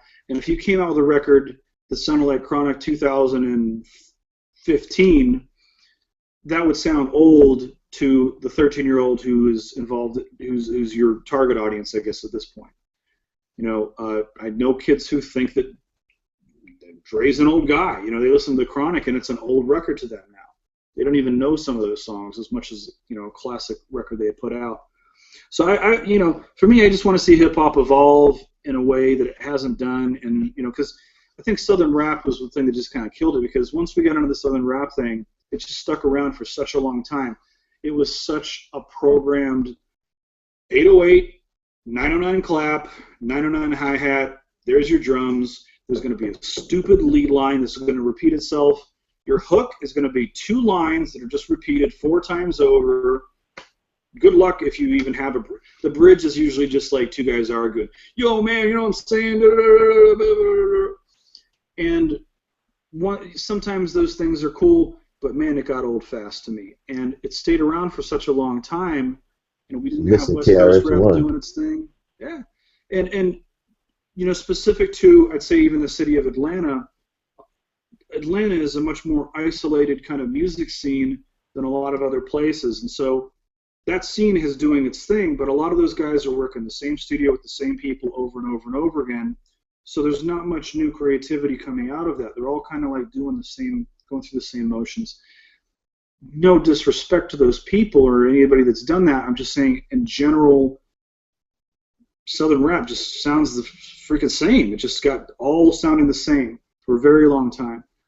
And so I'm hoping that all these different markets can kind of evolve into something new and give us something fresh, because I haven't heard it, you know. Maybe it's out there and I just missed it. But that's why I was like, man, could you imagine if Wu-Tang Clan did like a record with a whole bunch of dubstep producers? I think that would be killer, man. I'd love to hear Ray Kron spit over some Skrillex or some, you know, Nausea or any of that kind of stuff. But, the ignorance that I run across when I start saying stuff like that is hip hop guys have this set mind frame of what hip hop is. Some rappers, I should say, have a set mind frame of what they should be rapping over, and it throws me for a loop when I hear the ignorance. Because to me, hip hop rap, it's like water. We get on a jazz album, anything. Yeah, it's almost pop in a sense of it's just popular to a smaller segment of people who listen to it. You know, if you compare Run DMC to Tribe Called Quest to all these things that happen over the years, man, it's come a long way. But where's it come in more recent years? And I don't want to be all these like rap is dead, blah blah blah. You know, I don't want to get. I'm encouraging. I want to hear some more, you know, hip hop that's doing some fresh stuff. But I'm just not catching it. You know, I'm just not getting it. Life is in the change and growth. So can I interject a minute? We're dead. We're Ashley. He had a question about clients. Do you remember it? Yo. Okay, ask that question. Oh yeah, I'm sorry. Yeah, I remember the question. You were asking about building your clientele and promotion and whatnot. Mm-hmm. What the biggest piece of advice that I could give is early on in my career, whenever I was just really getting a foothold and getting established, and I had, you know, a couple of really big hit records out there, and so people were kind of getting to know me. I had 2 people who had called for a session on a day, and back then it was a lot easier to get work in Los Angeles. You could pick up the phone and have a gig tomorrow pretty easily if you were established. Yeah. And at the time, 2 people had called, and they ended up taking the gig that paid more money because it paid more money. I think, oh, there's 2 gigs, I'll just do the one that costs me, that's paying me more. And they wanted me to start, and then they said, well, we'd actually like you to work up until the end of the week. And so I said, okay, I'll do that, cool. And so I started working with this guy. He's just a really bad attitude, gangster rapper, and it was like we were working on analog tape, so there was no undo. And he didn't know the difference between a chorus and a verse. He had them switched. So he would say, punch me in at the chorus, and you punched him in the wrong place. And you've erased something now. If you mess this up again, I'm going to come in there and I'm going to beat you up and do all this stuff. And it was like just a terrible session, man. I hated it. It was a tracking gig on top of that. And I was just not, it was the first time I woke up the next day, and I was like, it was the first time I ever didn't want to be in the studio. I just didn't want to go. And I was like, oh my God, I understand how people get burnt out. I understood all of this stuff. So it's like, this is just a miserable situation. This guy's a dick. He's threatening to kick my ass, all this stuff. And so I said, I committed to this project. It's just to the end of the week. I'm going to finish this off, and I'm not going to work for this guy again. But I can't bail on the session. That's not, I agreed to finishing it. Yeah. So I finally got through the session, and they called me back, and they're like, man, we've been going through all these engineers, and you're getting a lot of stuff done, and we're really happy with the way everything sounds. We'd like to book you for the next month. And I was like, I just can't do it, man. I can't work for this guy. So I told him I was booked, and which was half true. So I ended up taking this other gig that ended up not paying me as much money, but it was like so refreshing to be on this gig. Everybody was like, yeah, man, we're killing it. We're high-fiving each other in the control room. We're all feeling good about the music. Because we're feeling good about the music, people are writing better songs. Because we're writing better instrumentals, the rappers writing better parts. Because that's coming together, we're mixing it better. It sounds better. Because it sounds better, the songs end up becoming successful. So in a very strange way, it became part of my business practice to kind of take on the gigs that I wanted to do versus just chasing the money. I know that's kind of a lesson about greed and all that kind of stuff, but I wasn't really being greedy at the time. I wasn't like, I got all this money. It was just, well, I got 2 gigs I'm going to take. I don't really care which one I'm going to take. I'm just going to go after the one that pays more. Mm-hmm. So over time, I was doing that. Next thing you know, all my clients are cool people. Like, I would invite pretty much any client that I have today to a barbecue over at my house. You know what I mean? Most of my clients are like that. I can trust them around my stuff. They're not going to pee on my toilet seat and treat my bathroom like a freaking bus terminal. Mm-hmm. They're good people. And because we're all enthusiastic about music and we're good with working with each other, the songs end up doing better. And if they do better, then we all become more successful. Yeah, so that's really cool to hear. That's more of like general advice. I'm just saying, just don't be about the dollar. Just be mindful of that. In terms of getting your name out there, aggressively get on the internet and don't. When I say aggressively, do that with taste. I get people sending me SoundCloud links in my email, and I'm just like, why do you even? I'm not going to listen to your stuff. I'm too busy working on my own thing, Yeah. So be mindful of, like, whenever I see stuff in my Facebook feed, that's fine. Great. Because sometimes I am bored. I'm like, let me check out this new thing, and I'll check it out. But getting the emails and the kind of, like, stuff that's more evasive, I don't really dig that. I think that turns people off, and they're like, oh, yeah, that's that one jerk that sent me all that, Had somebody out of the blue, I didn't know, sent me a full record they had recorded at 96K to my email, and my emails can accept large files, but it was like, man, this is like, I'm like checking my email, I'm like, what's wrong with my email? And I finally figured out this dude had sent me an entire record.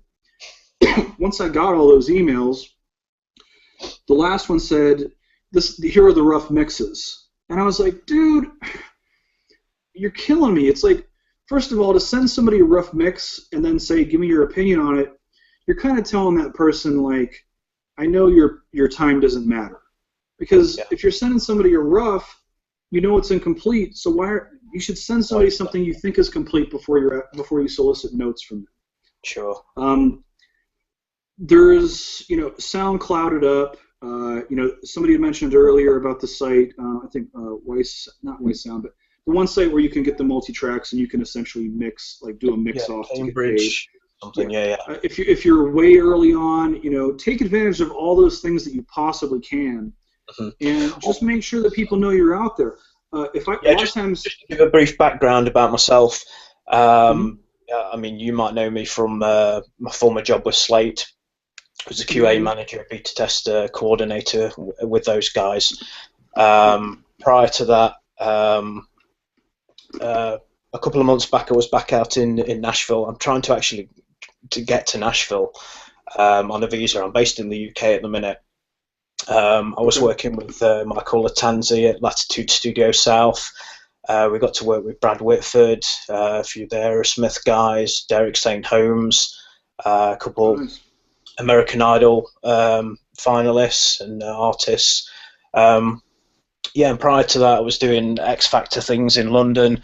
So I feel I'm well versed with the engineering side, but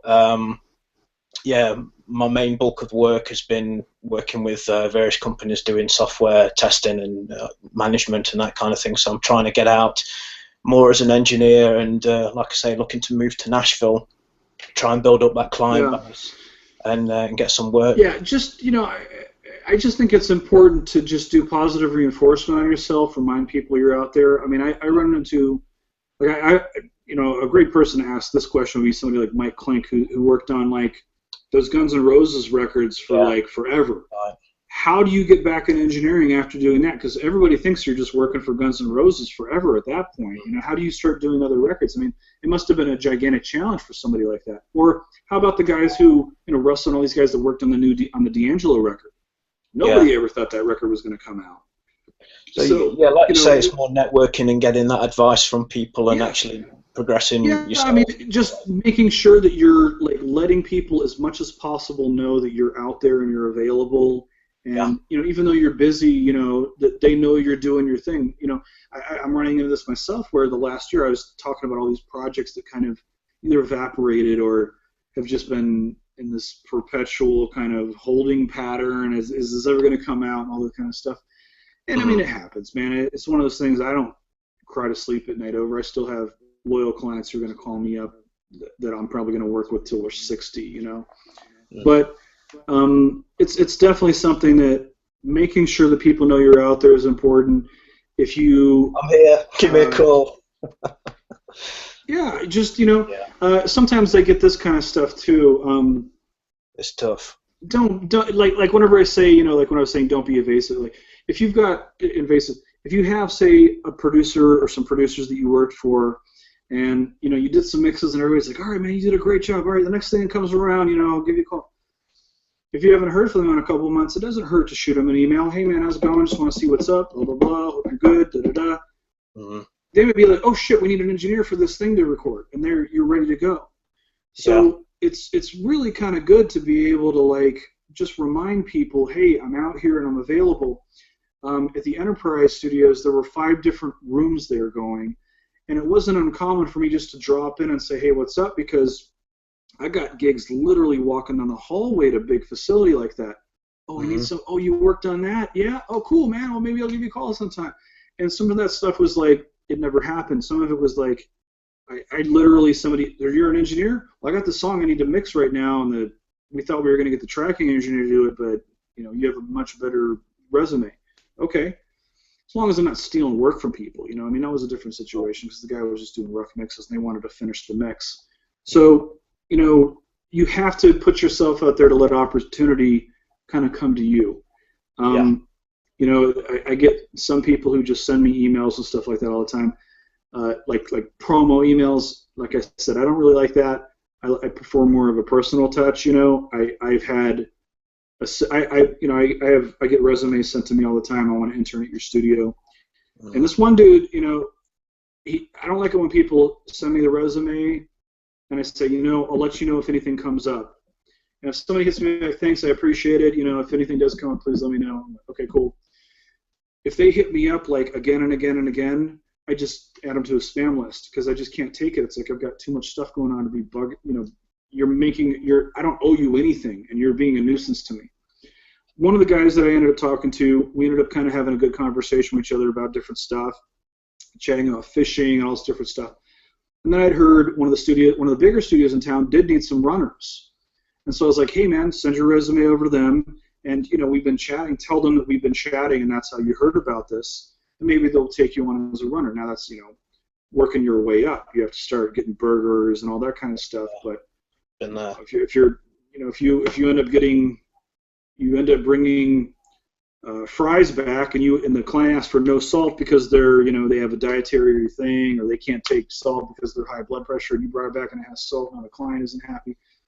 You can't get those little things right. There's no way you're going to be able to really be able to get a mix right for a client whenever they ask you to do something as well. At least I don't feel you can.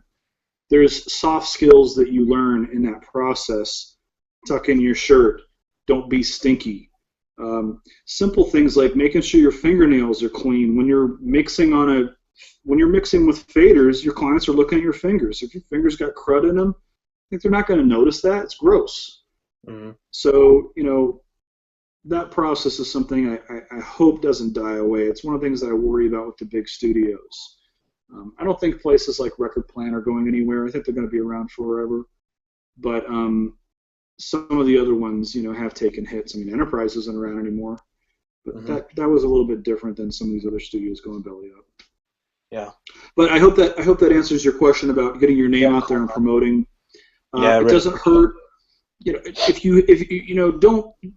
you don't have to boast too much, but man, if you have a hit record, let people know about it on Facebook. I'm always interested to see what Euphonic Masters has done, and then whenever we mixed, or mastered this new Korn thing, maybe I'll check out the new Korn record, and that's why I like using Brad, because I know what his current stuff is, and Brad's a guy who's done everything from Paper Airplane to Korn to Will.i.am to all these different records. And he's a talented person, but I know what he's been up to just based on the feeds that I see on Facebook. Now, he doesn't have to send me emails. Look at what Euphonics Masters has been doing. He doesn't do any of that.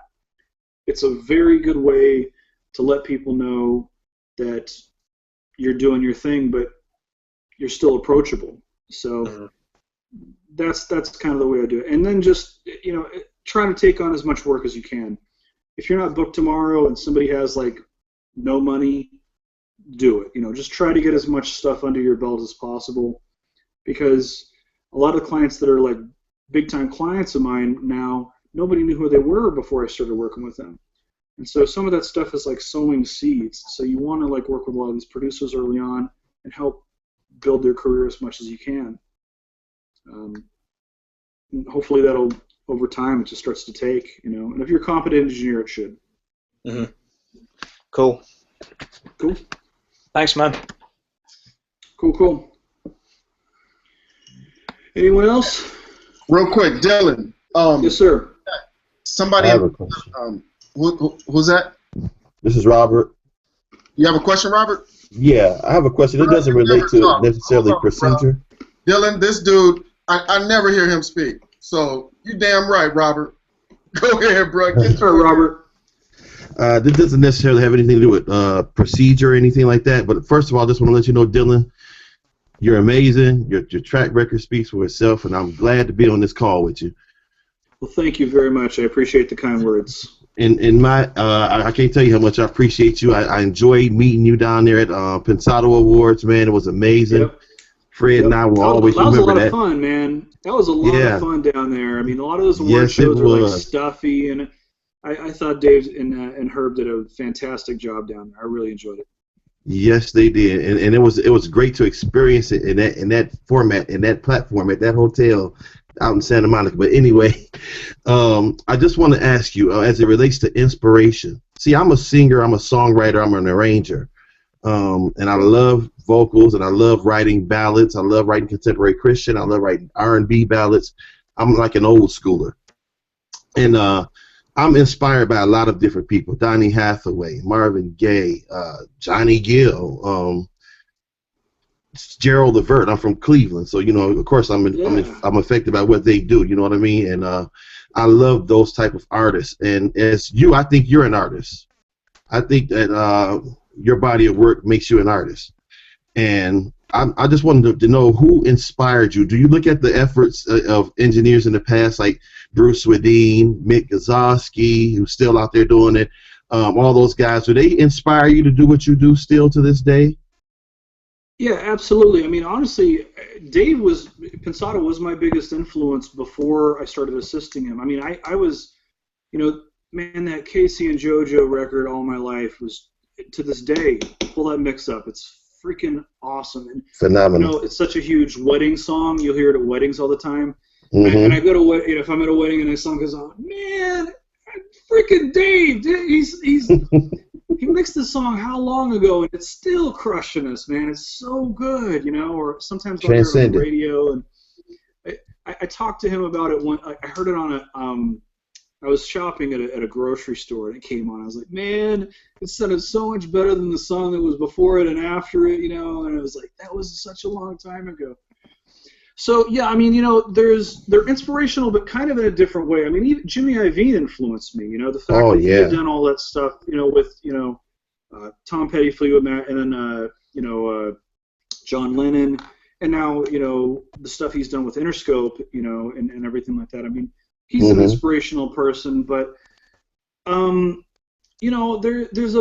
it depends on a bunch of different things. I mean, my dad had a very strong work ethic, I think, and I think that's where I got a lot of it. Yeah. In terms of just putting in the hours and just making it happen. When I was a runner, I like to think that I was okay. If I had to scrub that toilet, I was going to make sure that toilet was really, really shiny when I was done with it. Or, whatever I was going to do a good job and really work hard. So I think my father was inspirational in that regard. Specific to my career, Dave is more influential sonically. I like to think that we have a similar-ish kind of sonic signature. We're not the same for sure. Dave has much more, I think, clarity in areas where I don't. I like my low end to be deep. Not that his low end isn't deep, but his is, I think, more focused than mine. At least that's what I hear whenever I'm comparing my mixes. If you listen to I'm a Bee from Black Eyed Peas, there is intentional distortion on the low end of that song. And I don't think Dave would have done it that way. I think he would have gone for, I want it to be clear to have the impact. For me, I felt more like putting distortion on there was going to give it more vibe. I think those things are subjective. And so I think that's one of the areas where we kind of probably sonically differ more than others. We're obviously two different mix engineers, but I learned a lot from him, and I've said it a million times. I owe my career to him because of all this stuff. But I'm influenced by these records for sure. Mick Kozlowski, his use of reverb in the last 20 years has been unparalleled. Chris Lord-Alge's use with compression has been, just something that's just incredible.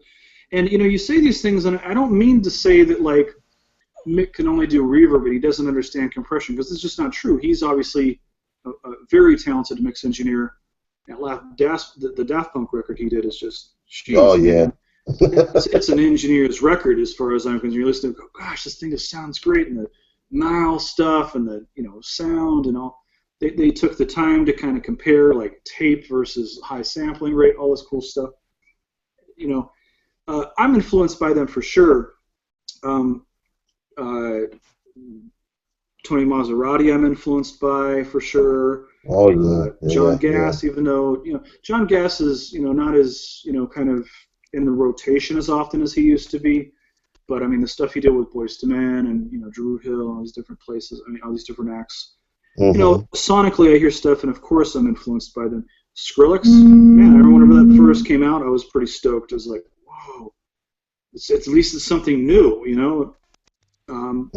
Deadmau5, kind of quirky, but I mean, it's just nice to hear somebody doing their own thing. Not having, sometimes I feel like my songs are mixed by committee, and anytime I get that, I have a very strong knee-jerk reaction to get away from that. And just say, okay, let's make sure that me and the producer are just the only ones really having a dialogue about how this song is going to be completed. Depending on the artist, some of these artists are artists, and they create art. They're true artists, and some of them are entertainers, and they're interchangeable. You could take the song and give it to another artist or another singer and put that person on it, and it wouldn't matter, you know. Mm-hmm. And you know, if you're a guy like Dr. Luke and you're writing all these hit songs, that's going to be somewhat true anyway. But in terms of what I'm inspired from, you know, I will go out and, oh yeah, so-and-so mixed that record. I'll buy a record because I heard that a mix engineer mixed it, and I just want to hear what they've been up to lately. Mm-hmm. You know, if I haven't heard from him in a while, but if I heard, you know, Dexter Simmons had mixed some record from somebody, I would immediately go out and buy that because I hold those guys in very high regard. And, you know, we learn stuff every day we work. At least I feel like I still learn stuff. I still feel like I'm about halfway to learning compression. You know, like I know what compression does, but sometimes it feels like, man, do I really have a grasp on this yet? Just because there have been so many times where, okay, I know exactly what this needs. I need a high ratio to really lock in those really loud things that happen and a decent threshold, but I can't have the release too fast, otherwise it's going to sound distorty. So I want it to be, but not so slow that it gets seasick. So a lot of times listening to other people's records kind of puts me in check, you know, because sometimes you're like, man, I just got blown away by somebody whenever I had this mix that I thought was perfect, and I played this, you know, like John Horvat mix or something like that, you know, or something, you know, and you're like, oh man, he's so much better, or JJP, or you know, whoever it is, you know. Right. So yeah, I'm influenced by them for sure. You spoke a little bit earlier about how you're a fan of flanges and phasers. I too am a fan of flanges and phasers, but not to the point where you can't feel the authenticity of the vocalist and you know, the texture of their voice. But I was wondering, like with me writing an R&B ballad, like what I'm doing right now, I'm working with this phenomenal engineer named F.L. Freeman. If you haven't heard from him, you will. He's amazing. I just have to say, he has taught me so much, and it's because of him that I'm even listening to this particular. I'm involved with this particular forum right now. What is it that you like most, and what particular artist would you say you felt you could use that flange or that certain phaser that really made that song stand out vocally? Vocally, man, that's a tricky one because, you know, phasers can be used in a bunch of different ways. Like I had heard Bob Powers on some of the Tribe Called Quest stuff. What it sounded like to me, it sounded like he took a hi-hat and then multed it, you know, like copied it, and then sent that to a flanger and then or a phaser, and turned up the mix 100%. And so if he had the mix, say it was panned, I'm going to do this reverse so it makes more sense than hearing.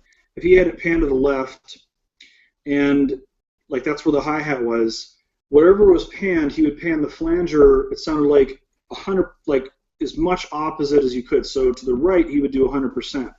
And then he would slowly bring that fader in. This is all just what it sounded like to me. So I started doing that, and I noticed, wow, it's not really like the hi-hat's necessarily like sprinkling out like all crazy, but it's almost giving it a width. Since there's modulation involved, it's not just this, I'm just a hi-hat going, and it's boring. So it added a little bit of life into it. And so I started doing some of that stuff. I did it with like just some of the late 90s like stuff that I was working on. In terms of vocal flanging, it depends on what you're talking about. There was a song by an R&B artist, Tweet, that I mixed called Drunk. Yes, this Drunk I one love was that. a very experimental, trippy thing. I mean, she's a deep artist, and she was listening like some Bjork back then. The Homogenic record. She was influenced by things that you might not have thought that she was into. She was listening to a lot of Dixie Chicks also. And so it was like, man, let's get out there and do some crazy stuff. And so we were taking a bunch of things and doing reverse reverbs and these different things. But the flanging aspect of it was really drastic. So we weren't really using flanging in terms of like, let's put a flanger on the lead vocal and use it like a doubler or a chorusing effect. Because there's a different kind of mindset for that kind of stuff. When I'm looking for like chorusing, the first thing that comes to mind to me is kind of like a watery sound. Something that sounds kind of like drippy, you know, like, and usually I will actually start with something that's like almost like that quick. Now, if I put that on a vocal, it's almost going to sound like vibrato in their voice, and I don't usually want that because now it's like, wait, this just sounds like Stevie Nicks singing too hard here or something. I don't want that vibe, you know? So usually what I do is I use it as a starting point to kind of dial in, okay, this is how much should be applied. Now let me get the settings in. And then I'll usually slow down the speed or, you know, sometimes I'll even back off the depth a little bit. But I'm a big fan of keeping the dry signal there so that I can adjust the two. I don't like, a lot of times people will put a flanger on top of their vocal track altogether and they adjust it with the mix. I don't like doing that. It always feels like a little bit too much, like it's overkill, and you don't have that center of your vocal shining through in the sound staging. There's something about it that I don't like very much. Digitally, we've had a lot of problems getting good sounding flanger plugins. If I hear I'm so sick of hearing Metaflanger from Waves. It sounds very flat to me. I still use it every now and again, but more recently I've started using some of the MXR stuff from UAD, which is pretty good for doubling.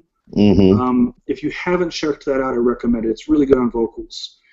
I wished there were these modules that MXR made back in the day called the Auto Flanger and the Auto Phaser. They're pretty rare. They're kind of hard to find. You can track them down on eBay every now and again, but for a while they were going for like $2,000 per raw module and stuff. It was pretty crazy for a mono flanger. But you could link the two channels back and forth, so you could almost, like, you could take two of the things and feed them signal and make it sound like a Leslie cabinet kind of thing. Or you could even do some other experimentation stuff where you could feed it a tone, like a sine wave, into that on the back of the unit and do all sorts of trippy kind of like, almost like side chaining or triggering of it off of that, but it was a bit more experimentational. I love, you know, I talked to Dave, one of these days I'll probably get around to, I'd really like to do an ITL for Dave with an analog tape flange. If you guys don't know how that process is done, you know, I highly recommend researching it and trying to get your hands on a real analog tape machine and just sending your audio through it, hitting record, and monitoring off of a different head. At the same time, you know, you're listening, you know, and instead of listening on input, you know, you put your thumb physically on the flange, and since the audio is slowing down, there's a difference. It's like a time delay that happens. So you hear the audio and it starts to sound like a jet kind of coming down. And you hear this on records like Barracuda from Heart, I think, is a good example. And there's countless, you know, records you can think of where they did it. But when I do those, and I've done those with because it's very often, you know, these days, a lot of the analog tape machines aren't in the room if you go to a place like Record Plant. But if they do have like a half-inch machine in there, a lot of times they'll say, can you bring in some stock tape? I won't align the tape machine, nothing. I'll just use stock tape, which they use just usually to do like tests and stuff. And I will do my analog tape flange that way. And if I have a client in the room and they see me pull it off so that you have, like, say you have a bridge, and the bridge is 8 bars, it's a short bridge. And so you have it flanged, so it's like, and then it's like hitting its low point in the middle of the bridge, and then you have it resolve back up, so that whenever the vamp comes in, when the last chorus comes in, the flange is out, so it's like a bam, and then the last chorus comes in. You set the song up in a way, and you're playing this gear like it's an instrument. It's really bringing to the production of making that song make more sense. And again, it has to be something that makes sense for the song. We can't just be putting flanges on stuff all over the place. It's just going to sound schizophrenic. So there's a new plugin that came out by the Phoenix Audio guys. God, I can't remember the name of it off the top of my head, but they were just sending out some teasers. I'm sorry? It's like a new modulation plugin. Exponential Audio, Michael Carnes. Those guys, yeah, that's exactly. Okay, I'm dying to try that out. They've got some pretty cool audio examples Lexicon online that I guy thought sounded pretty good. And the people at that company know their stuff pretty well as far as they have a really good like track record before they started a plugin company. Okay. But you know, and you know, it's I'm not Michael Carnes, who used to do all the algos for.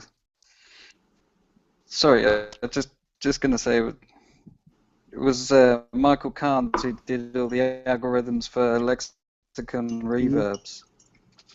Yep. Yeah, they really know their stuff. I mean, their verbs are pretty phenomenal too. Yeah. A little bit pricey per plugin, but you get what you pay I think for. Justified. Well, yeah, considering how much went into it. I mean, it was obvious that they spent a lot of time on that stuff. I'm excited because, like with my hardware, I mentioned the MXR modules. I have them, and sometimes I'll try all these different, Metaflanger or Phase Mistress or all these different things, and I just say, man, this just doesn't give me what I want. I usually get there with a lot of the UAD stuff is really great. The Dimension D, even though it's not really a phaser or a flanger, is kind of similar to some of that stuff. But whenever I do break off to one of the modules, if I bring it in and I go, oh, finally I have this. Modulation has been one of the areas where I think we've kind of been lacking in the digital side of things in terms of effects and plugins. And that's why I'm hoping that we see more development in that area.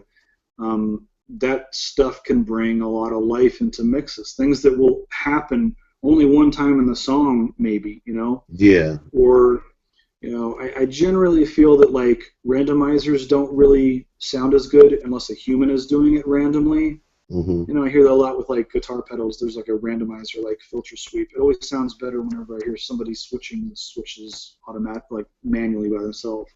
But you also have to determine. I mean, like if I've got, you were saying all the different influences that you had in the styles of music. So if you're doing like an adult contemporary, say you're doing a Christian song, and you have like this huge like choir, like a church choir singing behind you, probably not going to need as much of that, if any. If you have this really big thing going on, maybe we're adding on to that, and it's giving us a little bit too much, and so. It goes all the way back to that purpose-driven thing of where does it fit. And if I do have, like, man, I only got 4 vocals in the chorus, and I need to make this chorus be bigger somehow. I need to fill up more space. Well, maybe I do that with micro pitch shift, but a lot of times I'll end up pushing for something like a chorus. Or when I say chorus, I mean we're really just talking about different shades of this type of modulation, from flanging to phasing to chorusing to all those different things. They're all kind of in the same family. So I hope you understand, and I'm not being confusing with that terminology, because I understand. You may not understand. The only real difference between a phaser and a flanger is a couple of milliseconds anyway. So there's a lot to be said for having the amount of taste to determine what you have to apply. And say, man, this chorus, these vocals there's not enough going on. Let me apply some kind of flanging so that it gives us some extra space in there. So that's where it kind of has to come into play. I'm not afraid of putting flanger on my 2 mix if it's going to make the song sound good. I usually automate the crap out of it. And sure, it's a lot easier for me to take like something. Some of that stuff I can't even do. I've been fighting it lately with even Metaflanger. Like if you take Metaflanger and you automate the bypass on-off so that it starts right at the beginning of the bridge and off at the end of the bridge, more often than not, you're going to get a pop, like a click of one of the plug-in engages in it. I can't freaking stand it, and there's no excuse for it as far as I'm concerned. You can mess it. And the worst part about it is this. That can happen depending on where you play in the song. I was playing this one song, and I was like, man, why is this thing popping? So I go back to a bar before the bridge, and I hit play, no pop. I go to the beginning of the song, I play it all the way to the bridge, there's a pop every time. Now, this is one of the reasons why whenever I do bounce down my tracks, I tend to do it in real time so I can monitor everything. As a matter of fact, since we have offline bounce, I usually do an offline bounce, and I just QC, I just listen to the song all the way down to make sure that nothing got effed up whenever I was bouncing everything down. Some people blame delay compensation, some people blame waves. I like blaming waves because they just are an easy company to hate, but everybody's kind of different. But I mean, there's, even if you keep, so sometimes you end up keeping that on your entire song and just automating the mix from 100% down. And if I do that, man, that's a lot easier than me putting my thumb on the flange and hoping that I get it back to speed in the right time. And there's other ways I've messed around with this. I've tried like using the Lynx modules and sending it time code, like SMPTE, and then vary speeding the time code. And I've experimented with a bunch of different ways. Some of them were successful, some of them were failures. But maybe one of these days we'll get around to doing an ITL with Dave, at least to show somebody who's never seen it how an analog tape flange works, because that stuff is a lot of fun to do whenever it's appropriate. And when you pull it off, it just feels like, man, we did something that you feel like you went above what a normal engineer would have done. And if you can do that to make the song happen, I think we pulled that off on the Tweet song "Drunk." It's a very trippy kind of song. It has a bunch of, some subliminal stuff worked in on top of all of the other things. But might want to check that one out, because there's a whole bunch of that weird, crazy stuff in there as well. Okay, and Gennaro has a question for you real quick before he heads out. Cool. Hey, Dylan, so earlier Yes, you sir. spoke about mixing with confidence. How do you Yes, sir. mixing with confidence without getting carried away? And also, kind of like, giving yourself time to kind of like take a step back from the process and kind of make, smart evaluations on like what you're doing. If what you've done works for the record, if what you've done maybe is, trying to make the record something it isn't.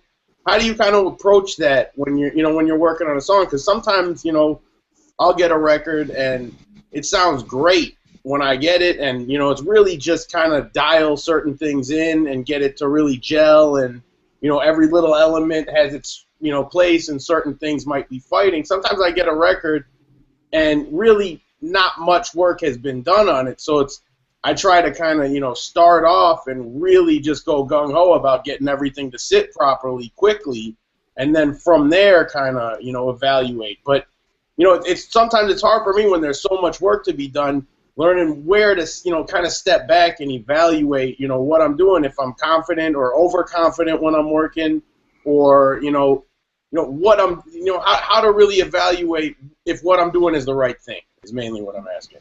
What an excellent question. I mean, what I try to do myself is, I'm a big fan of ear breaks, but what I usually do is before my dinner break, I try to be as overconfident and as screw the world, I'm the smartest person in the world, like arrogant as possible at that point, because that's where you can get away with it safely. So before my dinner break, I try to just, as much as, usually by then I've got the song semi-dialed in.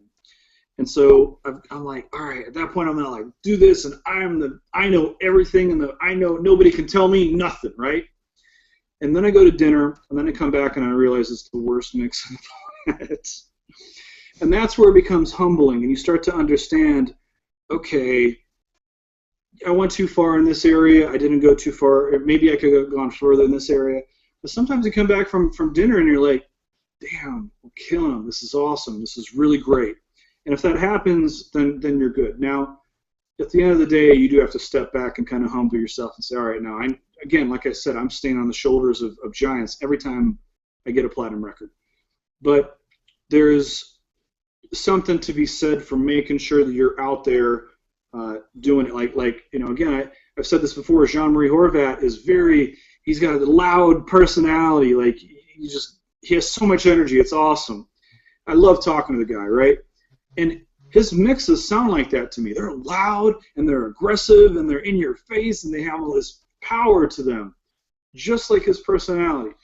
There are other people who are more like Eeyore, or, I don't want to mention any names, but just people who are like, yeah, okay, yeah. And their mixes sound dullish, just dull and boring, no top end, no excitement going on. Their compression is kind of like, could have been pushed a little bit more in a way that I think would have added to the impact of the song. But there are exceptions to that rule. There's some people who are quiet and then they mix a song and they just blow your head off, But generally, I think a lot of our attitudes are expressed in songs. I listened to some R&B that I mixed whenever I was going through a breakup, and it's dark. It's a lot of like dark chamber reverb with a lot of depth. Just a lot of dark sounds back then, because I was just in a bummed out place.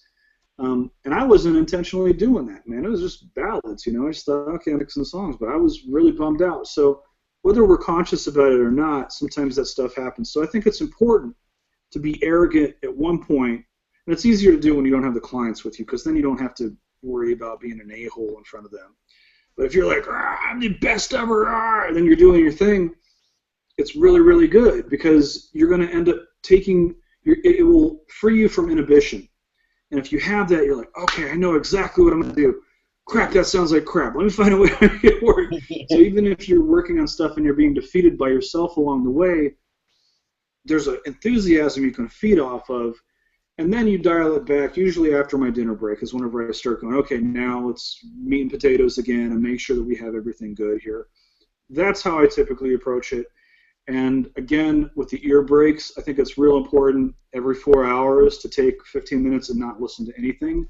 Part of the ear break for me is physically leaving the control room. I'm a big fan of that. I see people taking smoke breaks all the time. I don't like hanging out, I usually just like going outside like a record plant and like wandering the halls a little bit and stuff. Hanging out at the water cooler, talking about plugins, doing whatever.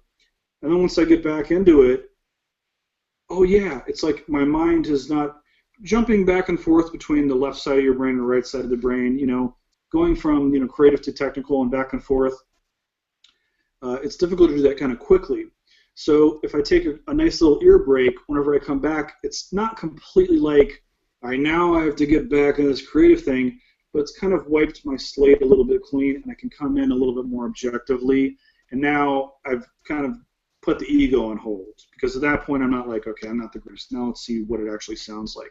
Because I've given myself time to kind of like not listen, and just take time to kind of mentally sew it over. So that's my basic approach about it. And that's how I kind of keep myself in check.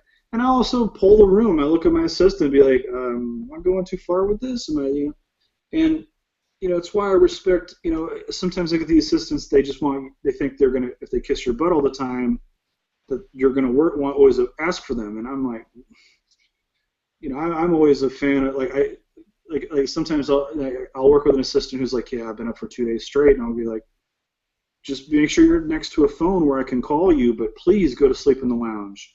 And they're like, they don't want to, because they feel like they're letting you down. I'm like, no, I seriously want you to get some sleep, because at 5 o'clock in the morning, whenever I'm printing these mixes, I want somebody who's fresh, because I'm going to be tired at that point. We need to make sure we get each other in check. So, I'm real quick to kind of like ask the assistant, how am I doing here?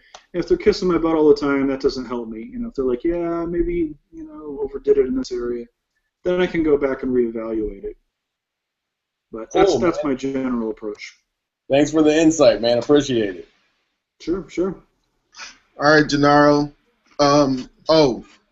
Gennaro's working on Marley. Yeah, man. 7 days a week. Constant. Come on. He's working on Marley. Wow. Reggae all day. Okay, so what was I about to do? Dre, when we were at the 4th of July barbecue, you said today over at Echo Bar. It sounded like you were like just fucking with Dave when you said it, because you had this laugh about you. You had this laugh about you that was like a sinister laugh, as you said it was either an eighth note or a quarter note delay on the master fader, and then you laughed.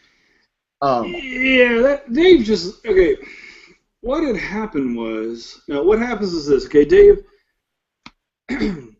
I was always big with delays whenever we were working together, okay? The 2290s and the D3000, those were the main units that you would use for delay, back then. And I was always big on them and would always try to find new ways to utilize them in ways, that maybe hadn't been done before. And so whenever somebody would just use a quarter note delay, which I had used a lot, that was always a good way for me to influence the song. So I would use quarter note delays a lot, but sometimes if the BPM was, say, 100 beats per minute, if I felt like the vocal was dragging, I would sometimes set the delay time to 101. Like I would break out, the divide and figure out the milliseconds for a quarter note delay. And instead of it being actually correct, I would make it faster so that whenever the delay kicked in, it sounded like the vocal was being pushed forward without me actually shifting the vocal forward in time. Likewise, if I felt the vocals was rushed, a lot of times that would happen with rap, I would delay it back. The other thing is I was like using a lot of dynamic delay, where what that means, if you guys don't understand, the 2290 had this really cool feature where you could set a threshold. And when your vocal passed that threshold, your feedback would be longer. So you would have more delay. So if somebody went, ha, it would be like, ha, ha, ha, ha. And if somebody went, ha, it would just be, ha. It would just really, it would ramp off very quickly. And this was a great way to breathe life into a track, especially if you used a shorter delay, say something like faster than a 16th note. So it would be like really, really quickly, but it would like stretch out whenever the vocalist was really long. Sometimes we would just manually automate that stuff, but that doesn't really help whenever you have all of the signal going into the delay. You're kind of doing it on everything. So you could come up with some really trippy stuff whenever you would, on the 2290, add in the panning that it would do, like ping pong panning and stuff like that, or some of the chorusing. There is a hardware unit that, if you guys are looking to mess around with, it's called, the TC Electronic makes it, it's the D2. It's a really, really cool delay unit that a lot of people slept on whenever they came out. You can find them on eBay usually for like $200 to $300. And it actually has digital I/O in it, so if you want to go into digital, you can do that as well. But that unit will basically cover everything you need to know about delay as far as I'm concerned. It goes over all the different aspects of how it's done. It still has some of the sound of the 2290, which everybody went after. But I was using those kind of 2290 delays a lot whenever I left Dave, and that's why he would make the joke about, yeah, he would put a delay on his 2 mix. I would never do anything like that. But I was using a lot of delay in like 2000, 2001, something like that. Okay. That's just Dave taking the piss. So check this out. Friends would say. We came back, and that dude in that funny hat back there, that real light-skinned dude, looked like I forget what it's. What do I say? You always look like? Vendetta. Then looking like Vendetta back there. Yeah, yeah. We came back. Tell him what you did, Dre. Stock plug-in reverb out of Pro Tools. I set the low pass and the high pass, so it was like 500 and up to like 1K. After that, decay was at nothing, and then my pre-delay was all the way at 300. And that's as much as it would go. I try to get it at a quarter to go. And I put on my master fader. And then like just you know, went in between the dry and wet till it sounded freaking awesome. Cool stuff. Because you said that jokingly, he came in and used the reverb as a delay on the master fader, and he was like, "What the fuck? This is dope!" You know, I mean, back in the day, they would pull some of that stuff off. I mean, there were mixers that would have that. Like there was you know, like some of these old school mixers would have like a spring reverb built into them, and you would turn it up, and the return would be, instead of having like an aux return in your master section of like an SSL, it would just be automatically built in. And you can hear that it's like some of the Stax records. Apparently, they did it quite a bit, and I think they did it on like some Otis records and stuff. But you know, it just seems like it's a scary thing because if you're applying too much of that, you're throwing a lot of salt in the soup.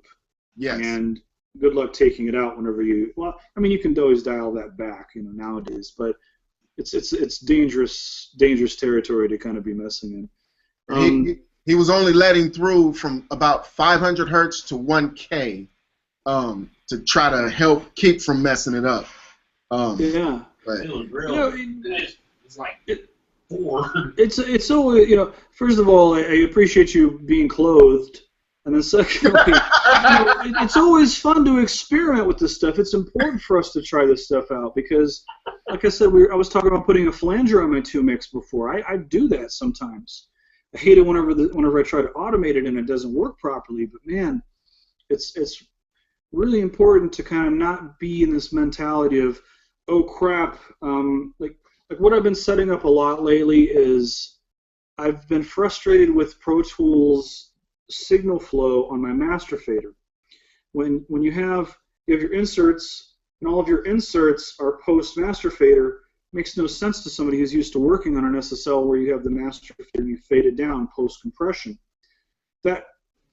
When you apply all this heavy limiting that people expect us to do on your 2-mix these days, that can be very problematic because now I'm fading, and that fade is going into the limiter, which is trying to make things sound louder. So I can't tell you how many times, and you can hear this on radio today, where you hear a fade out and you're like, whoa, the snare drum started to sound really good like halfway into the fade because the snare drum wasn't being crushed anymore by limiting. So what I've started doing is just routing all of my audio through an aux send, applying my limiting there, and then sending that to a master fader, and then having my master fader fade.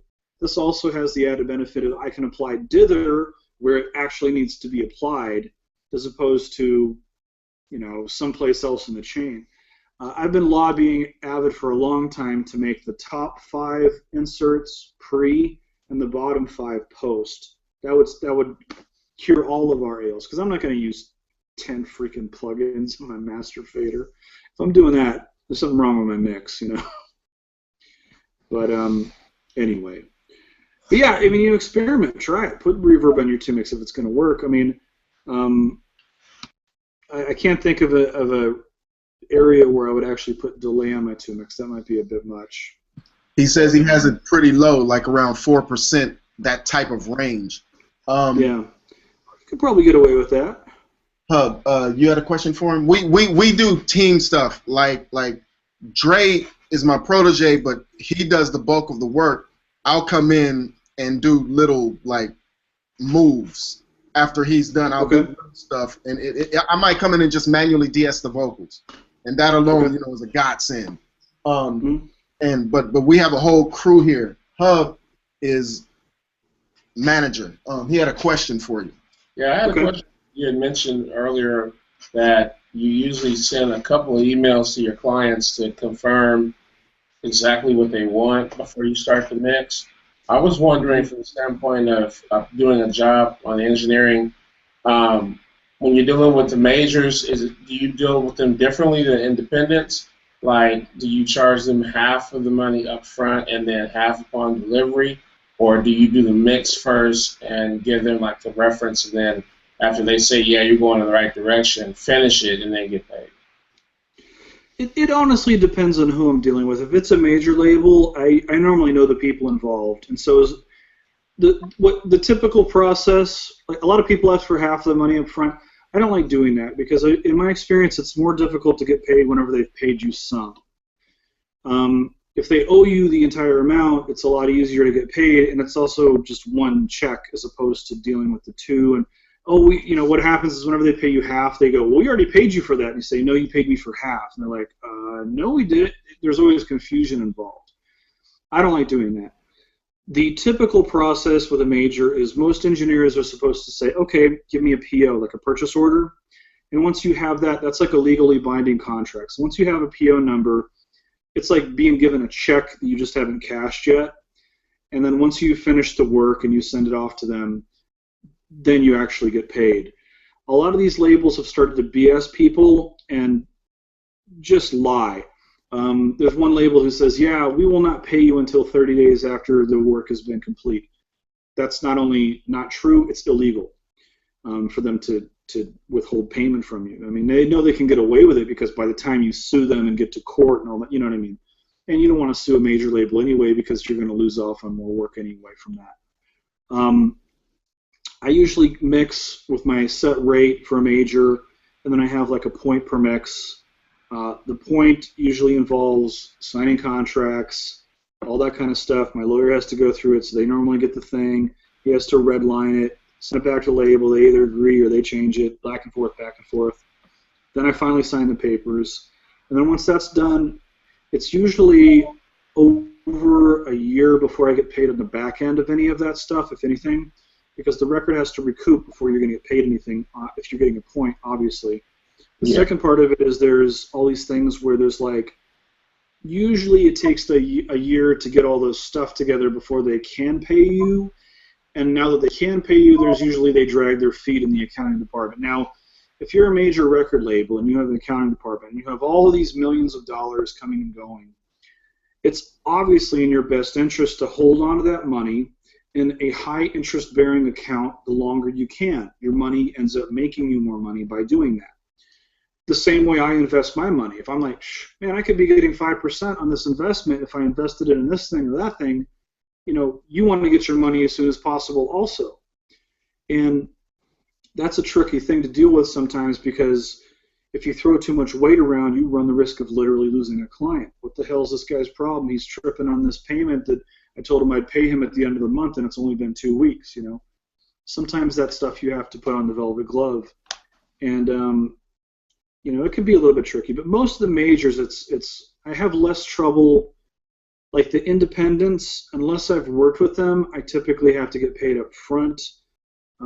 Just because a lot of times the indies just don't have their shit together. They're honestly just like, yeah, well, okay, the band members just all have to pitch in, and then one of the band members didn't want to pitch in or didn't understand or whatever, and then even though you've done the work and you haven't gotten them the files, you've wasted your time because you're never going to get paid from it.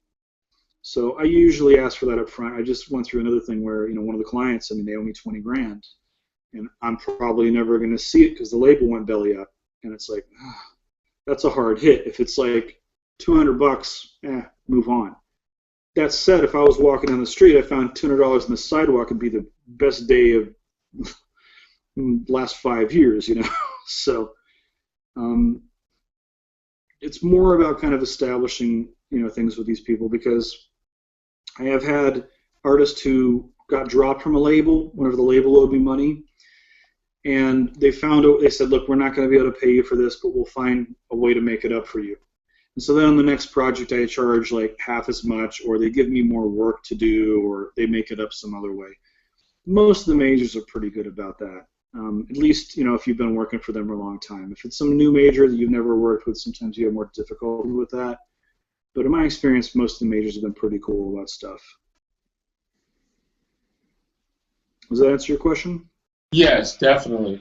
And I was wondering too, have you noticed when you're engineering a track and you're working alongside of a producer, I notice being in sessions sometime with engineers, they're helping producers actually do the vocal production with the artist. Like the producer may bring the music in, but when the artist is delivering, a lot of times the engineers are making quite a bit of suggestions vocally for the artist to get done. And then I've been in sessions where some producers really don't want the engineers to do anything but just engineer and let them do everything.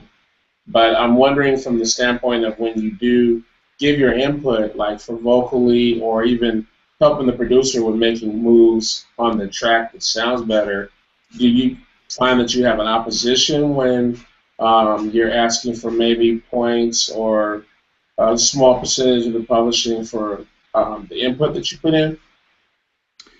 Yeah, well, I'm very proactive in what I do. I don't really hold back unless I'm kind of told to.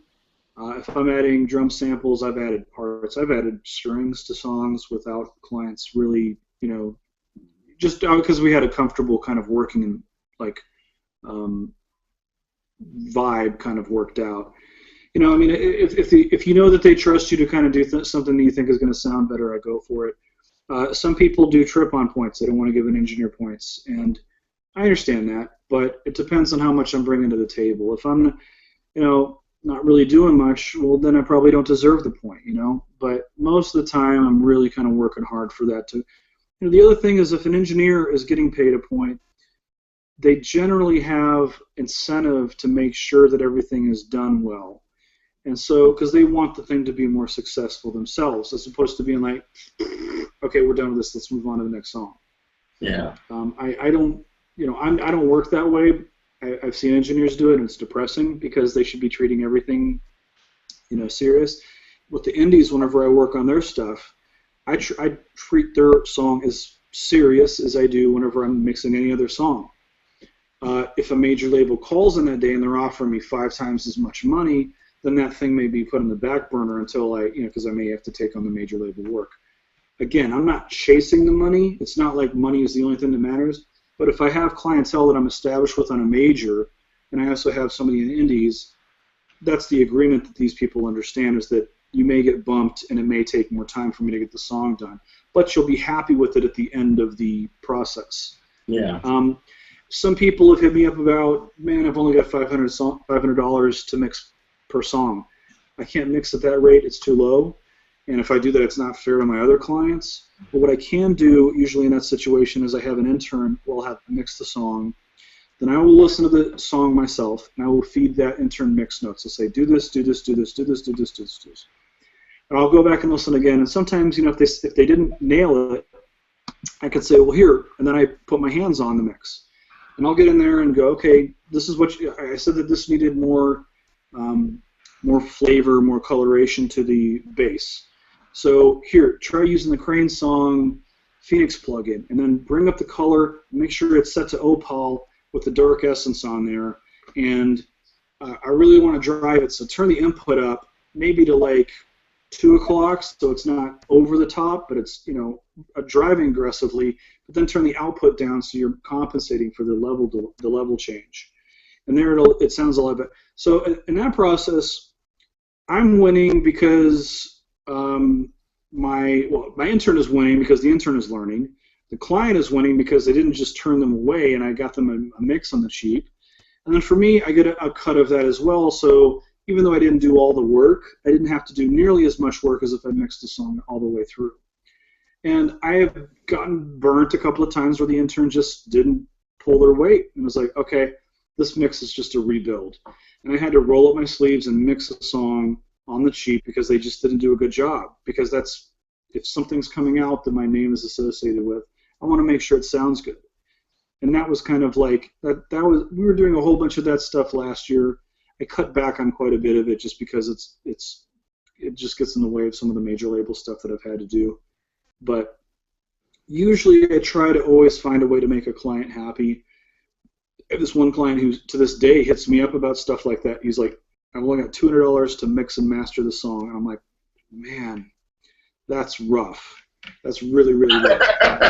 So I find a runner at the studio and I say, hey man, can you mix the song mix and master for $200? And I'll give you some notes, but I'm not going to put my hands on it for that price, And if they're just trying to get experience, if they're literally willing to work for free, then at least they get something.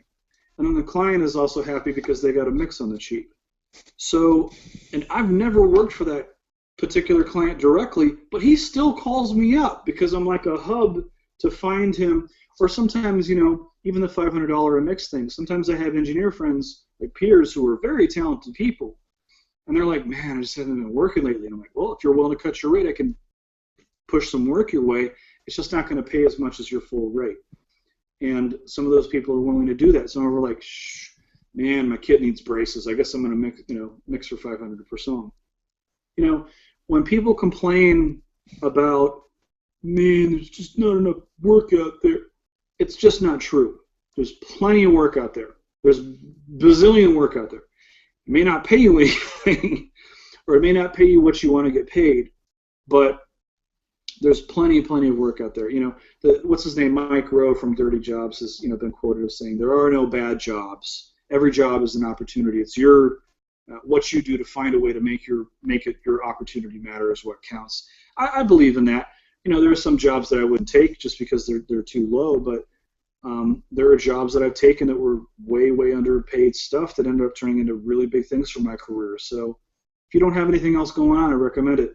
There's another friend of mine who I hooked up with this gig for, really big artist, and he just wasn't digging this session at all. He's like, oh, it's so difficult. He complains all the time about stuff that's not my fault. And, he wasn't working very much before then. I said, well, do you have another gig lined up? And he was like, no. And I was like, then you should probably ride this out a little bit. Unless you're trying to find the time to work out other gigs, stick with it. Keep on work, because maybe things will turn around for you. Maybe you'll find a way to make it work. Maybe your bedside manner can improve. Whatever it is, try to find a way to turn that into a positive opportunity. And he busted his butt in the session, did it for a very long time, did some really cool stuff with the person. And then once he left that artist, since he was a really huge legendary guy, it was easier for her to procure work after then, because he had gone through the process of working with this high marquee person. Everybody wanted to work. Oh yeah, well, if you're good enough to work with him, you're good enough to work with me. And then he got a bunch of work afterward. So you know, it's kind of important to just not give up and just work hard in this industry. That's all I can really say. Yeah. Also, I was wondering, we do a lot of work here in the Fresno area, but we go to Hollywood quite a bit. The studio's down that way. But like Dre's did a lot of mixing for artists that are signed to majors too. But it's more like they come to him almost like major independent, I would say. But how would you get into a situation where you can get on a list where major labels would be calling you to either do sessions down that way or send sessions up this way where we're located in Fresno? Well, first of all, you guys got a speed train coming through there pretty soon, right? Aren't they building a speed train through Fresno? Yeah. Supposedly. So it'll be real easy to collaborate with LA now and San Fran. You know, I think a lot of it is just kind of keeping your eyes wide open whenever you're doing the work that you're doing. When you work for a major and it's a new client, make sure that, you know, they can remember your name as best you can. Make sure you, even though they have your contact information, give them a business card before they leave, whenever they're leaving at the end of the night. A couple days after the mix is done, give them a call and maybe compliment them. Man, that was a great. Be honest. If you don't call them, if it was a really bad session, don't be like, yeah, I loved it, because then you're going to, But if it was a really good process, you know, say, hey, man, I was really appreciative. You guys hired me. It really, you know, it meant a lot to me. Down to sending out Christmas cards. I was really bad about this year. But, you know, it's really important to make sure your networking stuff is on point. Every time you build a relationship with somebody, it's important to nurture that. Make sure that these people understand they can call you up about anything. I always tell people whenever I hand my business, well, almost usually whenever I hand somebody my business card, I say, you can call me 24 hours a day. If I don't pick up, I don't sleep that much, but I'm usually in session. So you can call me at 4 o'clock in the morning and won't bug me. That's fine. And then whenever somebody has a problem at 4 o'clock in the morning, I have producers who are like, man, I'm trying to figure this damn thing out. I got a DAT machine that I got to get this DAT thing off of, and I can't figure out how to get the digital output to spit out of SPDIF instead of AES. And I'm like, oh, yeah. You press down these two keys whenever you turn the unit on, and then that dial it over. And he's like, oh, yeah. These things are helpful for everybody because it takes me no time to, you know, if I know how to fix something that could take them hours to try to figure out, cool, man. If I can be helpful, awesome. But with A&R people, they can be like, man, that was a good process. I'm going to use you for something else. If it's a producer, they may be trying to land a bunch of stuff here and there. I mean, I've got producers, up-and-coming producers that want to hire me just because there's a slight chance I can network them into some of the other artists that I work for. I can't front that hustle. That's actually a pretty clever way to hustle. Now, if they're like, I'm going to hire you and you're going to pitch your stuff to artists, blah, blah, blah, I'm not going to do that. But if an artist is like, man, I'm working on my new record or my new solo record and I need material for it, do you know anybody? And now I know somebody now. If I know that they've got good material, yes. Now, somebody hires me and their material isn't up to par, I'm not going to recommend them. I'm not going to lie because it'll make me look bad. If I'm like, here, and that's just a bunch of whack stuff, and the artist is like, why did you waste my time with this, you know? But networking is really important, and being able to hook people up on all ends is really important. My lawyer has gotten me gigs, producers got me gigs, artist girlfriend has gotten me gigs. I've gotten gigs from bands that I was in high school. It's crazy, you know. And so all of that stuff is just, I think, an important thing for you to make sure that you're putting yourself out there and making sure that people know you're available for work and that you do a good job, hopefully. If your song hits #1, you know, again, make sure people know about it. I just had an A&R guy who I've worked with for quite a bit hit me up and he said, so what have you been working on lately? Because he wanted my updated discography so that he could mention it to his artist whenever he was going to kind of pitch me to her. It's important for him to not just mention a bunch of artists. That this is a really young girl. She's established, but she's a young girl. He doesn't want to come at her and say, yes, I want Dylan to mix this project he's worked with and label and mention a bunch of bands that were popular, say, 10 years ago. She probably doesn't know who Redman or Method Man are. That's not really going to help if he drops those names to her. So he needed to get some more updated information on some of the things that I've been working on so that whenever he talks to her about it, she'll be comfortable with that. Because they may say, in an A&R meeting, this happens sometimes. All right, who are we going to get to mix this record? We got Manny, and we got JGP, and we got Dylan, and we got Pensato, and we got Jason Joshua. And maybe they split them up. Maybe they say, okay, let's have each one of them mix the same song. They don't do that as often because of budgetary restrictions, but sometimes they'll mix, if they have like a really strong single, they'll have 2 different people mix it, and then they'll compare the mixes at the end of the process. And whoever did the best job, they end up hiring them for the rest of the record. Sometimes that happens, sometimes it doesn't, but you know, it's important to have your name in the hat whenever those things go down, at least to have the opportunity to make it happen. So just staying on top of it is really important stuff. Yeah. No, that's pretty good. That's it. Cool. Ghost. I got about another 15 minutes here, and I'm gonna have to take off, guys. All right. Ghost, hit him real quick. I'll hit him with one for the Pensado students because everybody's going to want to know this. Is it the Rick Carson? Mixing in the box for the Pensado students. Go to EQ, go to compressor.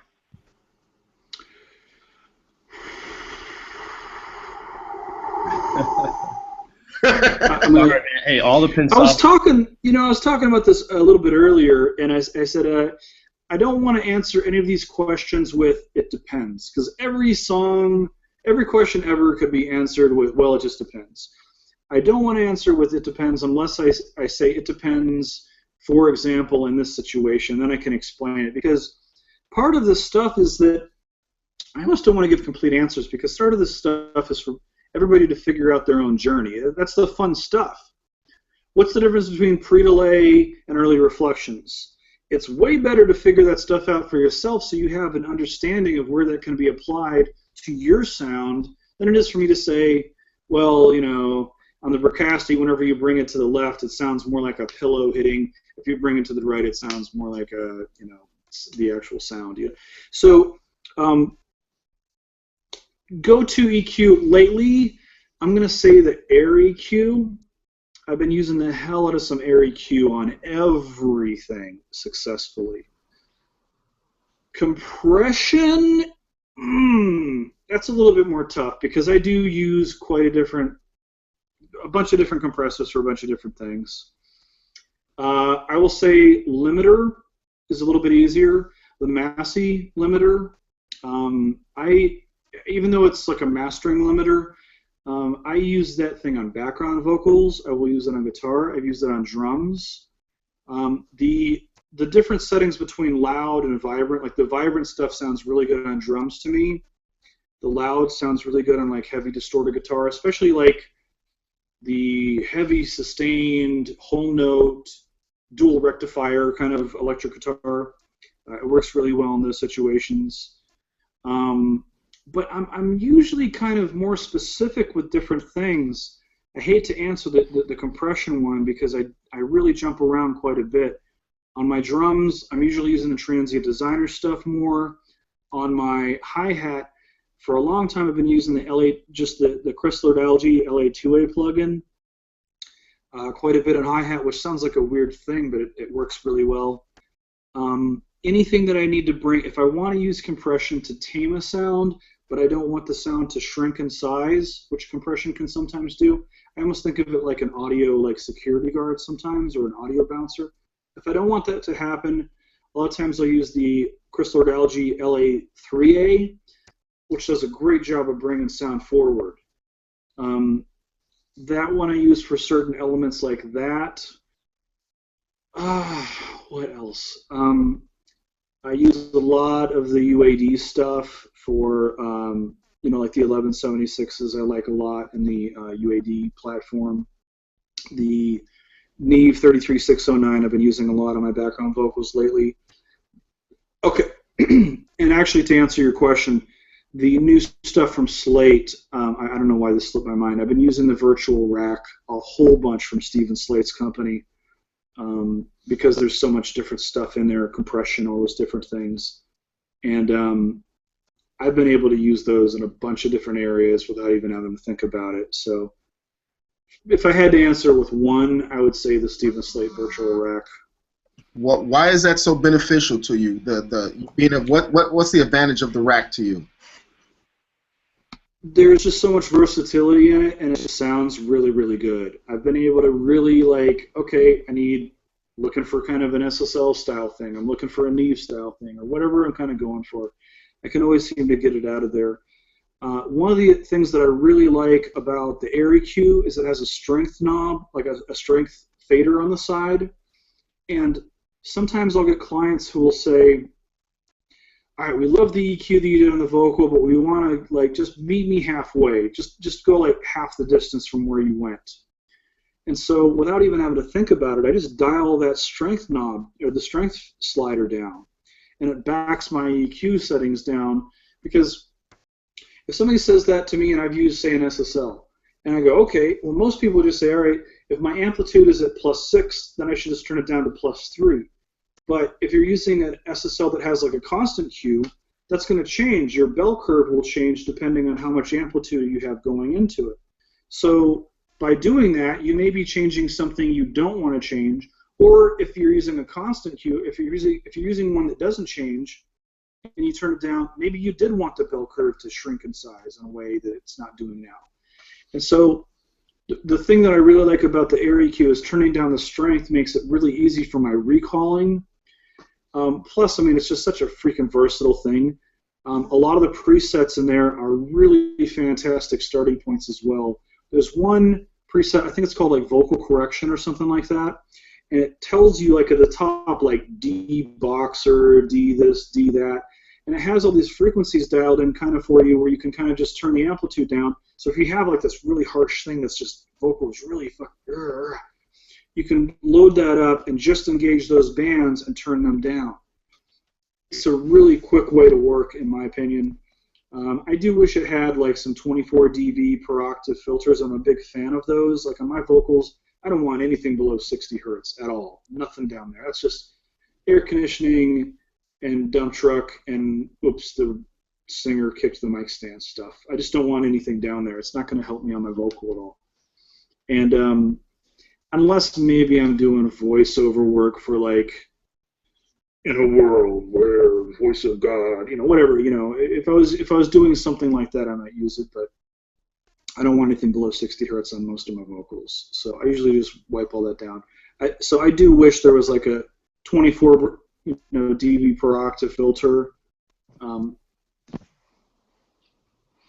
Doing guitars and I'm EQing, a lot of times I will take a high pass filter and go all the way up so I can hear, okay, now I'm down at like 13K, and you'll hear like, it almost sounds like whenever you're underwater and you hear a motorboat, you know, like a boat is driving by, you know, you hear that like high cycle.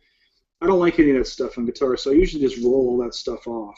So I'll high pass filter, you know, use a pinpoint, okay, there's the frequency, and I'll get rid of it, and then I'll roll everything off from that point so that none of the information I don't want is up there. But I'm retaining everything that I do want. And I'll kind of massage it sometimes. Sometimes I'll change the curve of it a little bit, but usually I just kind of roll that stuff off gently on the top end. On my low end, I'm usually like at least 12 dB per octave, if not higher. So that would be my answer for in-the-box stuff. All right, I want to throw a couple to you from guys who are not in here. Rick Carson from Pensado Students says, Dylan, what are your favorite patches from the H3K, and do you have any mainstays that you always reach for? I mean, I hate to sound boring, micro pitch shift, you know. That's what the H3000 is best known for, just micro pitch shift and put that on vocals. And rarely do I change anything other than the depth is either like 3 or 9, 3, 6 or 9. But micro pitch shift, I mean, that's what's up. And you know, it's really great now that, you know, the Sound Toys guys gave us, you know, the micro pitch shift plugin. It's really great because, man, I hated using that big unit just for that one little thing. You know, it's great that we have, and they are slightly different, you know, but I usually get what I need out of them. There's a cool preset in it called Crash or Crass Room, CRASS Room. That thing can be really, really cool on drums. A bunch of the reverb stuff in that unit gets slept on just because everybody's using it for micro pitch shift. But that's mainly what I use it for. Honestly, I mean, if I get past that, also some of the flanger doubler stuff I'll mess with as well. But it's usually, I would say, more than 99% micro pitch shift. Below that, I'll use crass room every now and again. And then I can't really pinpoint like a flanger or a doubler out of it specifically. It just kind of depends on what I'll dial through. Cool. All right, and I'm gonna murder this name, I know, but I think it's Shinedu Ogbodo. He's asking. Says some people use their what he says is their mind when they mix is what he's being told, and some people mix with their body, like what you were doing earlier. I don't remember if it was recorded or not when you were moving with your body, and he's asking which do you mix with, if that makes any sense. Yeah, I mean, I think every engineer is just going to answer this with both. You do both. What I usually do is I listen to a song and I try to determine what the target audience is for it. Now, every producer and every artist is going to go, well, I want my song to be for everybody. Well, Oprah is not going to play your song about panties dropping, and on all this other nasty stuff. So some of those people are unrealistic. But if I say, okay, I've got a song, there's a 4-on-a-4 kick drum, this is going to be a dance song, meaning I'm going to hear this in a dance club, and hopefully that's going to translate over on the radio. Then I have to imagine how people are going to be dancing, listen to that, Are they going to be, wilding out in this section? Okay, if they are, then we're going to probably have that filter sweep. It's probably going to have a lot of, like, top end or maybe even aural exciting going on in that section because people are going to be like, yeah, and you can just envision those, like, gas clouds going off in the club whenever, and confetti cannons and stuff like that. So I try to imagine those different things. If it's like, same thing if it's like hip-hop, but I imagine hip-hop in a club and it's like, well, I'm going to definitely want it to be more of that kind of a vibe, and I'm going to want it to be open enough where you've got that going on, So some of it is body, so I'm very, very commonly mixed with my eyes closed, like just on the temporary, because I just want any aural extraction, visual distraction whenever I'm kind of doing my thing. It's why mixing in the box is sometimes frustrating because I don't have a knob to turn, and I have to, like, okay, now I got this, and okay, there's really good, and I'll look over and see what I've done. It's kind of important to separate those two things sometimes. The majority, if I had to say how much of a percentage, I would say I'd probably do 60%, well, probably even more than that. I would say 75% would be in my mind, 25% would be more like body kind of reaction kind of stuff. If there's a song that's going to be used in a movie, then those strings are probably going to come out a lot more, things like that kind of need to be addressed. If it's a song that's more adult contemporary and I have live and synthetic program strings, well, if it's AC, I'm going to do more live strings. If we're looking for something like, no, we want this to be more contempo, more for the kids, then I'm going to bring up that Juno synth pad a little bit more. So it kind of has to be one of those things that I have to kind of envision where this is going. You get in trouble with that sometimes. I mixed an a cappella song for Trey Songs a long time ago. It was a remix for a song called Gotta Make It. And it was just him all just beatboxing. And I was like, all right, I want to make this bump for the Jeeps. But it was an a cappella. Like, every one of the instruments was just him going, like, his bass line was him going, doom, doom, doom, doom, doom. And I was like, all right, well, this is a great challenge. How do we make this sound dope for a dude who just did an a cappella remix for his song, Just Gotta Make It? And whenever I first turned it into, I think it was an RCA at the time, maybe. I can't remember. I turned in the label, and they were like, I think it was Mike Karen or somebody, like, no, this is all messed up. We wanted this to sound more like an a cappella.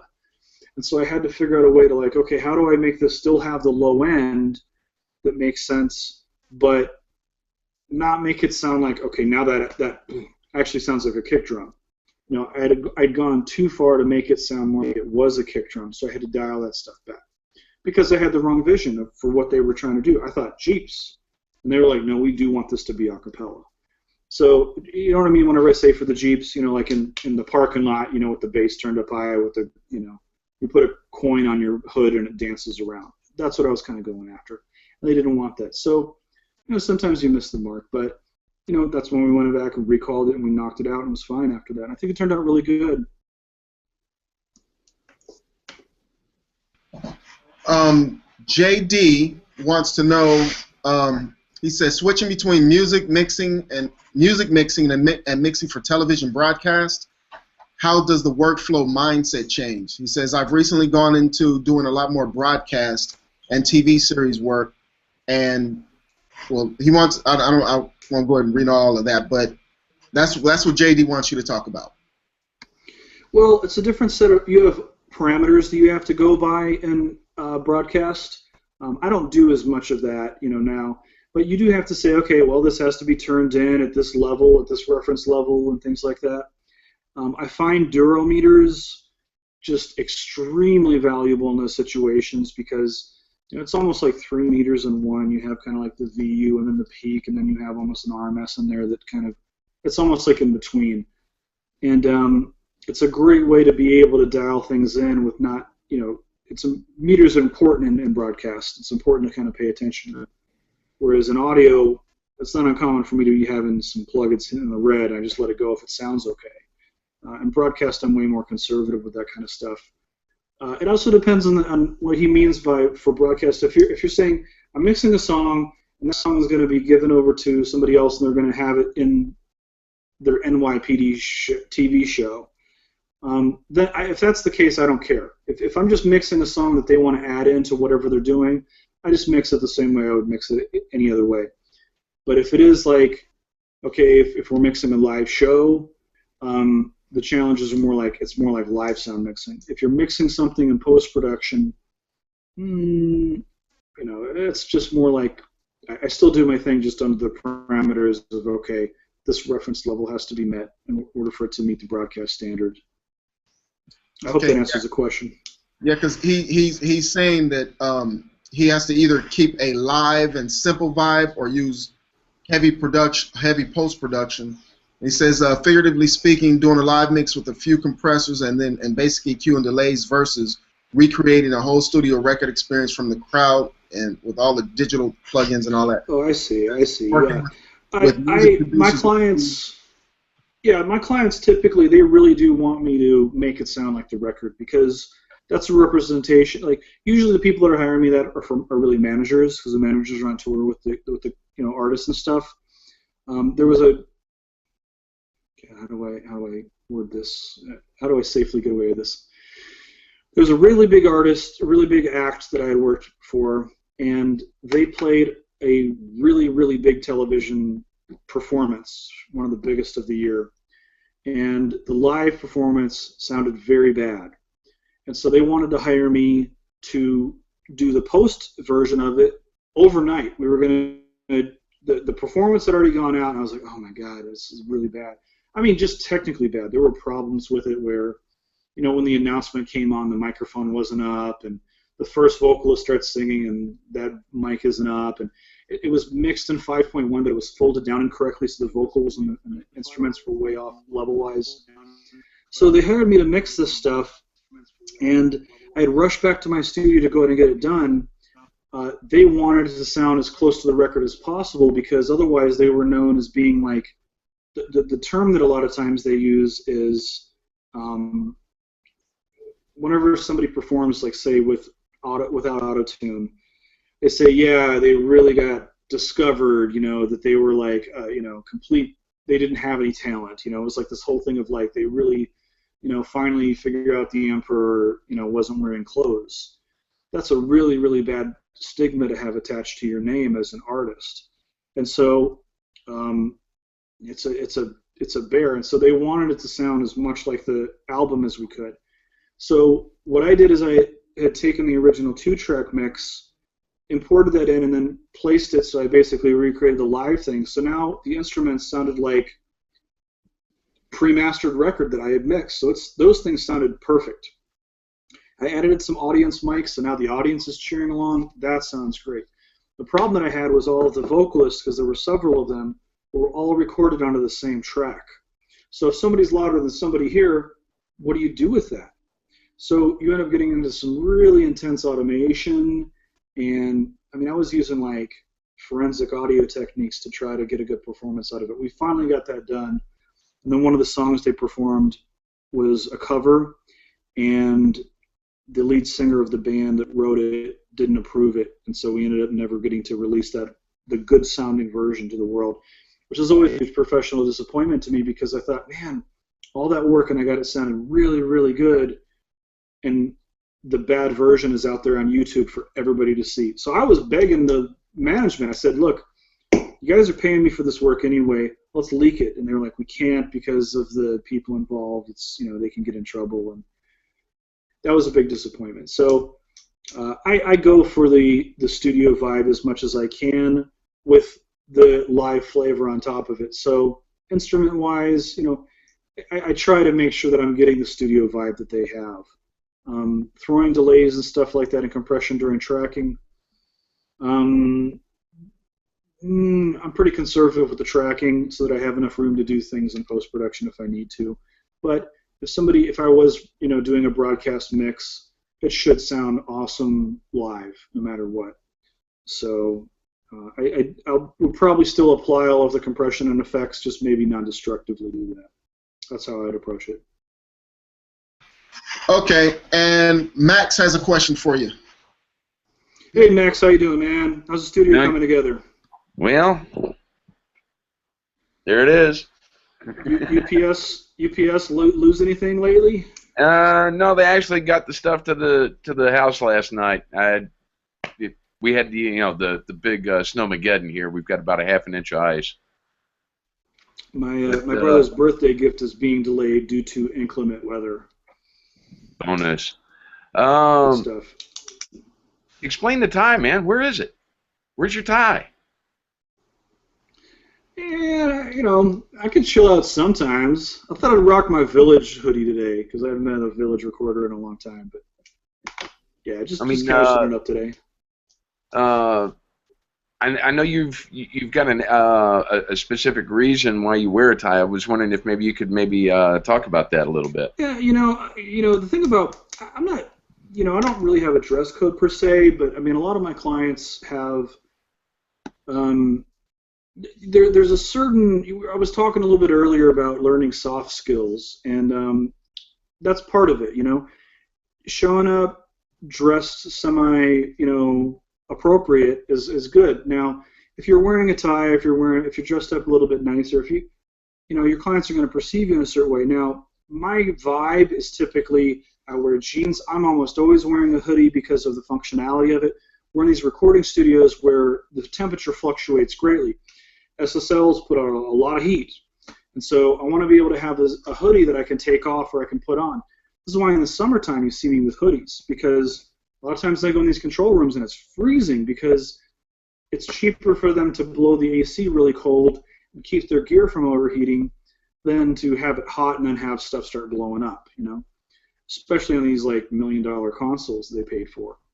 So a lot of that is kind of like, I don't want to show up wearing a tux, but I don't want to show up wearing a t-shirt that has barbecue stains on it either, you know what I mean?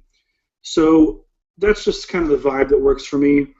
You know, there were some engineers back in the day who, I mean, some still that wear suits, like they show up wearing suits.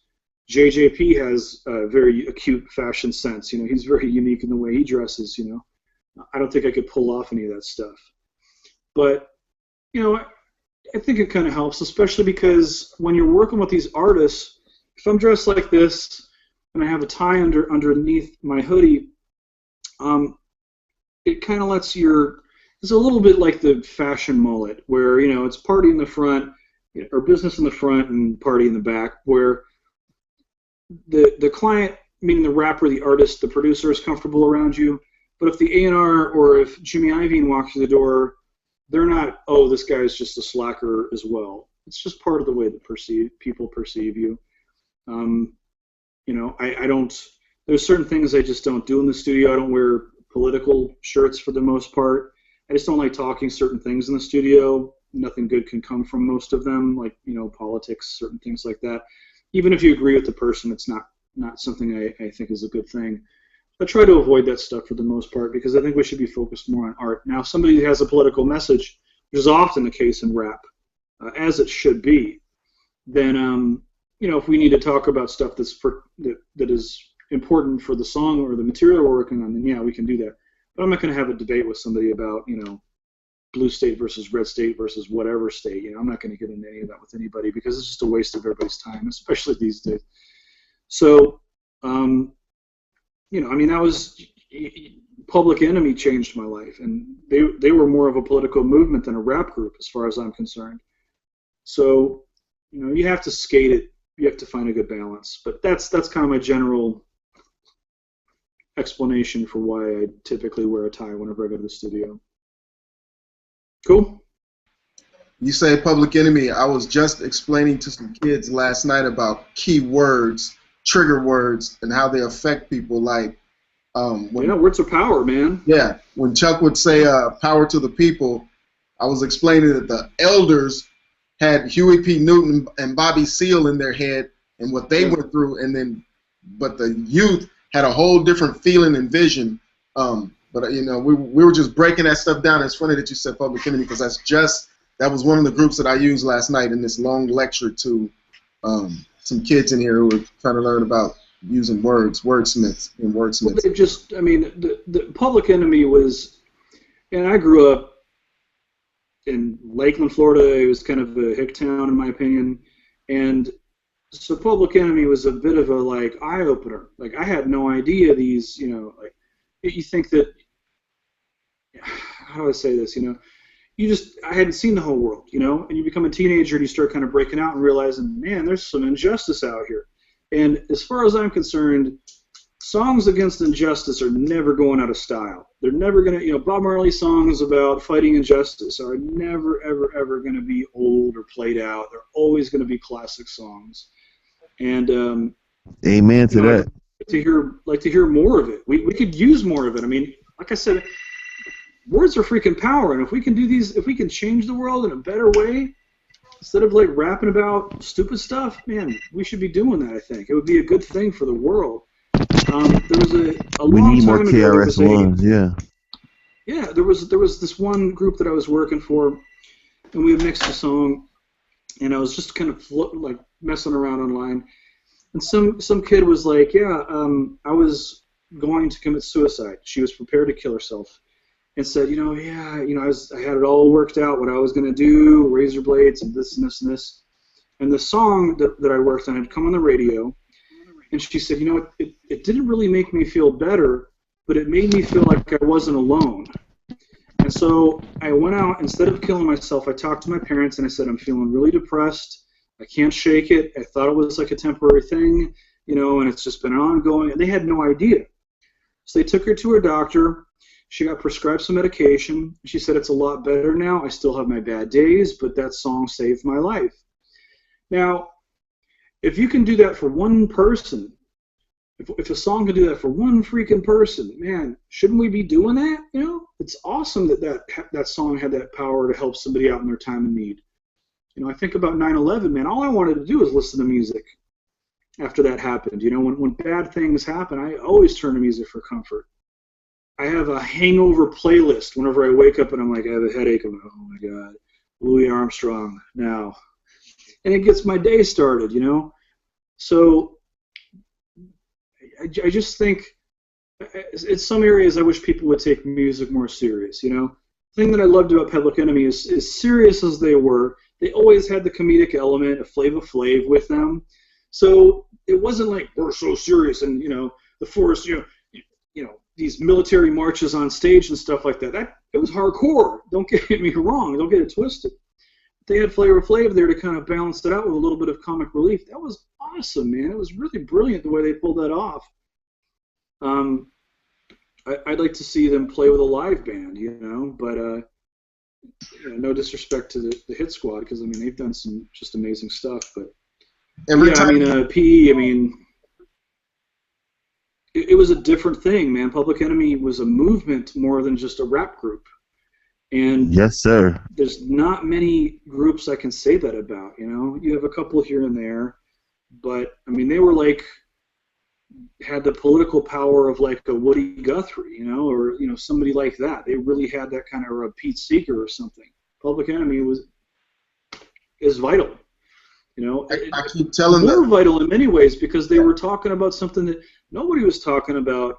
Who was talking about police brutality before then? I mean, you would get Marvin Gaye, What's Going On, and stuff like that, but nobody was clobbering you over the head with it like PE. At least not to me. And Black Steel in the Hour of Chaos was phenomenal too. Great message in that. Yeah. Yep.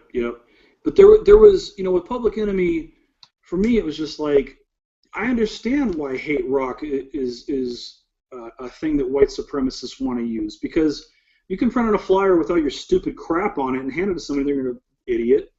But if you have put all of these terrible ideas into song form, you can at least get somebody to listen to it. And if they actually like the music, that message might sink into their stupid heads, And so it's important for us to treat this like a very important vehicle, because music can be used for bad. We shouldn't be doing that. We should be using this stuff for good and finding a way to make the world a better place, hopefully. Every time an event happens, I tell people that event is something that you can tie music to, and it'll be there like for a long time. Andrew, you had a question for him because he's got to jet out. You there? Uh-oh, I don't hear your audio, bro. Awesome. All right, I'll take one more, and then I really do got to get going. Hello? Yes. Hi, mate, you all right? Yeah, I was just going to say, how much do you think stuff's changed with things like Pensado Students Group and having peers who you can share stuff with, like mixes? I know recently I've just started a group, Mix Critique Online, which is basically just a group where people who are up and coming are able to post mixes and kind of get critique off everybody else who's in the group. Because that's quite a recent thing that's happened. Would that have been useful to you coming up? And do you think, I know obviously you won't need to take advantage of that now, but would you ever consider popping your head in somewhere like that and helping other people out? Absolutely, 100%. It's a great idea, but also the internet is our new water cooler now. I mean, back in the day, you would go hang out in the kitchen area, and that's how you learned about compressors and new pieces of gear and stuff like that. And I would say, oh man, I'm not really too. Sometimes you're kind of like, I don't know if I should play this for my client yet. So if you get another engineer to come in, they can listen to it. And sometimes they'd give you mixed notes, and you'd be like, I completely disagree with everything they said. And that's fine, because it's subjective, and whenever that happens, at least okay, well, I know how I feel about this. Now, if the client comes in, they say the exact same thing, then you may need to reevaluate and say, all right, I might have to change my way of thinking on this. Pensado Students is great for the most. I mean, you get riff-raff every now and again, but I think generally, that was just a completely organic thing that Dave wasn't like, let's start the Pensado Students Facebook thing, as far as I know. This was just people enthusiastic about it who kind of did their own thing, and good for them. And I know it must be hard moderating all of that stuff. People take stuff personal and stuff like that. And kudos to the people who try to keep it together. I'm sure you ruffle some feathers, and to those people that did get their feathers ruffled, sorry, bummer. Hopefully they get it worked out. Because I like reading some of the stuff as it rolls by, and every now and again I'll comment on some stuff whenever I have a chance. But I absolutely would have taken advantage of it if I was up and coming. If I was a student at Full Sail and they had this around whenever I was a student, absolutely I'd be digesting everything I could. The mixed critique idea is fantastic. I still do that. Every now and again I can't put up something that I'm working on SoundCloud because of copyright issues, and it gets in leaks, and if somebody's like, oh yeah, hey, what do you think about this new Black Eyed Peas mix, and now it's on the internet, well then I'm fired for life. So, but there are times whenever, I'll say, hey, can you come to my room and check this out for a second? It's rare that I'll play more than a verse and a chorus. Usually that's all I play. I don't play an entire song down because I don't want to waste the person's time. Because I've been on the other side of that where someone's like, tell me what you think, and you go in and you're like, okay, and then the second chorus comes by, and you're like, okay, I guess I'm listening to the whole 5 minutes and 30 seconds of the song that should be edited down to 3:20, you know? And, you know, I try to give people my honest opinion. I try to tell people whenever they're doing something right, yeah, that sounds good, that sounds good. You might want to spend a little bit more time automating some stuff. You might want to do this, you want to do that. Whatever needs to happen for the song. But I think it's just an evolution of the water cooler. I think the internet and you know, not just, you know, Pensado students and mixed critique are two very, those are the things that we used to do whenever we were in big recording studios, and since so many of them have shrunk and the amount of business has expanded so much, we have so many more people that have the ability to record songs on their freaking phone in their pocket. You know what I mean? It's never been easier to make music. People get mad sometimes whenever I say that. I don't want them to misunderstand me. It's never been easier to make music. It's still difficult to make good music, for sure. But we've never had access to so many great sounding drum sample libraries. We've never had access to so many tools that can, like, vocal align, like, you know, the Revoice Pro, which is fantastic. It saves me so much time. Some of the convolution reverb stuff out there, I'm a big fan of Altiverb. I have more impulse responses than anybody else on the planet, I think. But you know, there's. I want to extend an invite to you to the Mixed Critique group on Facebook. If you can ever pop in. I mean, we've got quite a few guys in there now. I think we've got like 500 odd people in there. But what you said about you don't want to ruffle people's feathers, but you can't have unruffled feathers without some ruffled ones, can you? Do you know what I mean? Yeah, exactly. You know. Got to ruffle. And, you know, I mean, I try to stay away from the internet beef stuff, but people get so tough behind a computer screen sometimes, and you know, I mean, I'll mess with some people too every now and again, just, you know, because I'm bored. But yeah, I mean, I think it's a good stepping stone between like the internet and the real world, though, because when you work in the industry, you know, if you deal with any A&R, they're not going to fuck about. If they don't like something, they're going to tell you. Do you know what I mean? Yeah, and you've got absolutely. to be resilient. You know, I have people sometimes. Yeah, some people will send me a song and they want to. I'll say, okay, here's what I think, and then they want to argue. They'll send me a thing back like, well, no, look, if you disagree, that's fine. Keep it to yourself, because then you know your feelings, and that's. I'm not going to tell you how you should sound. That's up to you to determine. But man. You know, there was a while back, I had somebody who gave me one of those things, and the same day I was at a department store, and there was this little kid throwing a tantrum, and the mom was like, okay, I've had it, I'm taking this kid out of it. So she's literally like dragging the kid out of the department store, and the kid's tantruming, and finally the kid goes, no, Mom, I don't have diarrhea, you have diarrhea. And I just thought it was funny as hell. I was laughing my butt off. I was like, oh my God, this is just fun. And I thought, when this person was arguing with me about, here, listen to my song that's not completed yet, and then I sent them my mix notes, and they said, no, it shouldn't be more wide. I felt like it was the kid saying, you know, no, I don't have diarrhea, you have diarrhea to me or something. It was like, no, I'm trying to help you, guy. Understand this. Like, if you feel that way, if you're trying to justify it to me, it's fine. But I probably know it. I've done this for a long time. I probably get what you were going for. You know, I've spatialized stuff for a long time. That's partially where I got my nickname 3D, or at least why people know me as that. Was, you know, I was doing spatializer stuff for a very long time. I helped develop a lot of the presets for the Dr. MS plugin, which is a really cool plugin for doing mid-side processing. If you guys haven't checked it out, please do, because it's deep. Start with the top section. The bottom section is a bit more involved, but it's a really cool thing. Anyway, my point is I've used the spatialization stuff a lot. So if I say, yeah, whenever you check your mix in mono, because some of the stuff you've done disappears there, well, maybe they've applied spatialization incorrectly, and maybe they should reevaluate it. You know, those things can kind of come up, and you say, okay, well, all right, if somebody else is telling me to check it, because sometimes I'll spatialize stuff, and I know it's slightly wider than I should be doing it, but I'm less concerned about this being in the club. I want this to sound like something that somebody's going to listen to on their home system. And so it's okay for me to do that there.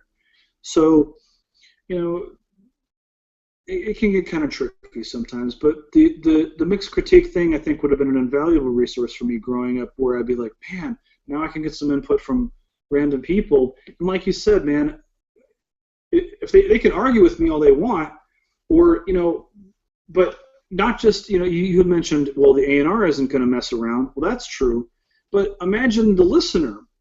You could, I had this one conversation with this one client. We argued, we got into a shouting match for about 2 hours, and that's rare that I shout about audio. We were shouting about a hi-hat part, which is a seemingly less important kind of thing. But it was like, oh no, we got to do this in the bridge so that this pattern goes like this, and we're back and forth and really get in each other's faces about this part. Just passionate about the music, okay? So we're not really taking it personal. But finally, after all this argument, I just finally stopped, and I was like, all right, I'm just defeated. I give up. You're the producer. Make your judgment call. You asked me my opinion. I stated my case as best I could. And he said, well, I stated my case too. And I was like, I know. We just talked about this for about an hour. When you play this song for somebody, the listener, the first time, you got 3 minutes and 20 seconds to get your point across without giving them this 1 hour speech. You can't play them the 1 hour speech and then play the 3 minute song and expect them to understand it. They're just going to hear it. That's all you get. So talking about stuff in that way or overanalyzing it can be a detriment, because then you think, okay, sometimes you get too smart for everybody, and that becomes too hard for people to digest. So I'm not saying that every song should be written for everybody else, but you just have to keep that stuff in mind. Cool? Yeah, All cool. right. What was that, Andrew? Oh, okay. All right, Dylan, I know you have to go. When you dropped out, I had spoke to them about this, and so if you could please just touch this last thing. Source Live, the reason you use it, the benefits, the problems it keeps away, like leaks and whatever. Would you speak on Source Live? Because I know a lot of people, well, including me, I still haven't gotten to it yet. But a lot of people are. Yeah, I mean, there's cheaper using Soundflower and what's it called, Audio Hijack? No, not Audio Hijack. I can't even think of the name of it right now. There are cheaper options than Source Live out there. I just don't recommend them. Source Live sounds the best. It's got the best audio quality. The interface is generally really easy. For people who don't know, there's a company called Source Elements, and they've got Source Connect Live, and they also have like the regular Source Connect, which is real-time collaboration can be achieved where, say, I'm here, and I've got a guitarist in Fresno, and we've got a singer in the UK. In theory, we can jam on the song in real time and record, and then we can collaborate in that way. That is the future of work as far as I'm concerned. And some of these other companies obviously are trying to get into that. I use Source Live the most. Source Live is typically this plugin you put in your 2Mix and it broadcasts it via internet. And so I supply my clients with a link. Usually I give them a password as well. So they click on the link and it says, what's the password? They enter the password. And I usually don't keep more than like 3 people listening at a time, just to keep the bandwidth down. Otherwise I have to sacrifice some of my audio quality. But then I hit spacebar and my clients can listen in real time. Now, I can also go on to say iChat or even Hangout, I guess I could do, and I can screen share so that my clients can actually control my DAW. And there's going to be a few seconds of delay, like from the latency, that may get a little bit frustrating, but my clients can basically listen to the thing in real time, and they can go, okay, no, go back like 8 bars. So I go back 8 bars, I stop what I'm doing, and say, okay, now play it from here. And I'm usually communicating with them either Skype or phone or something like that. And say, okay, now stop right there. All right, now right there I want to hear a drop where you take out everything except for the bass and the drums for the first part of that bar, and then have everything coming on, note number 4. So we can do that in real time as if we're sitting in the same room, even though we're not. That's a really great way to collaborate and get my recalls done. Because they can say, okay, change this, change that, change this. Okay, no, now go back, do this. Okay, now that's too much. Okay, that's not enough. Okay, and while we're doing this, we don't even have to be in the same room. Now, a lot of the guys that I work for are touring. So we can do this while they're in Istanbul, as long as they have a good internet connection. They're in Perth, if they're in freaking Antarctica. As long as they've got an internet connection, we can collaborate in this fashion in a really great way. that just seems like the future to me as well.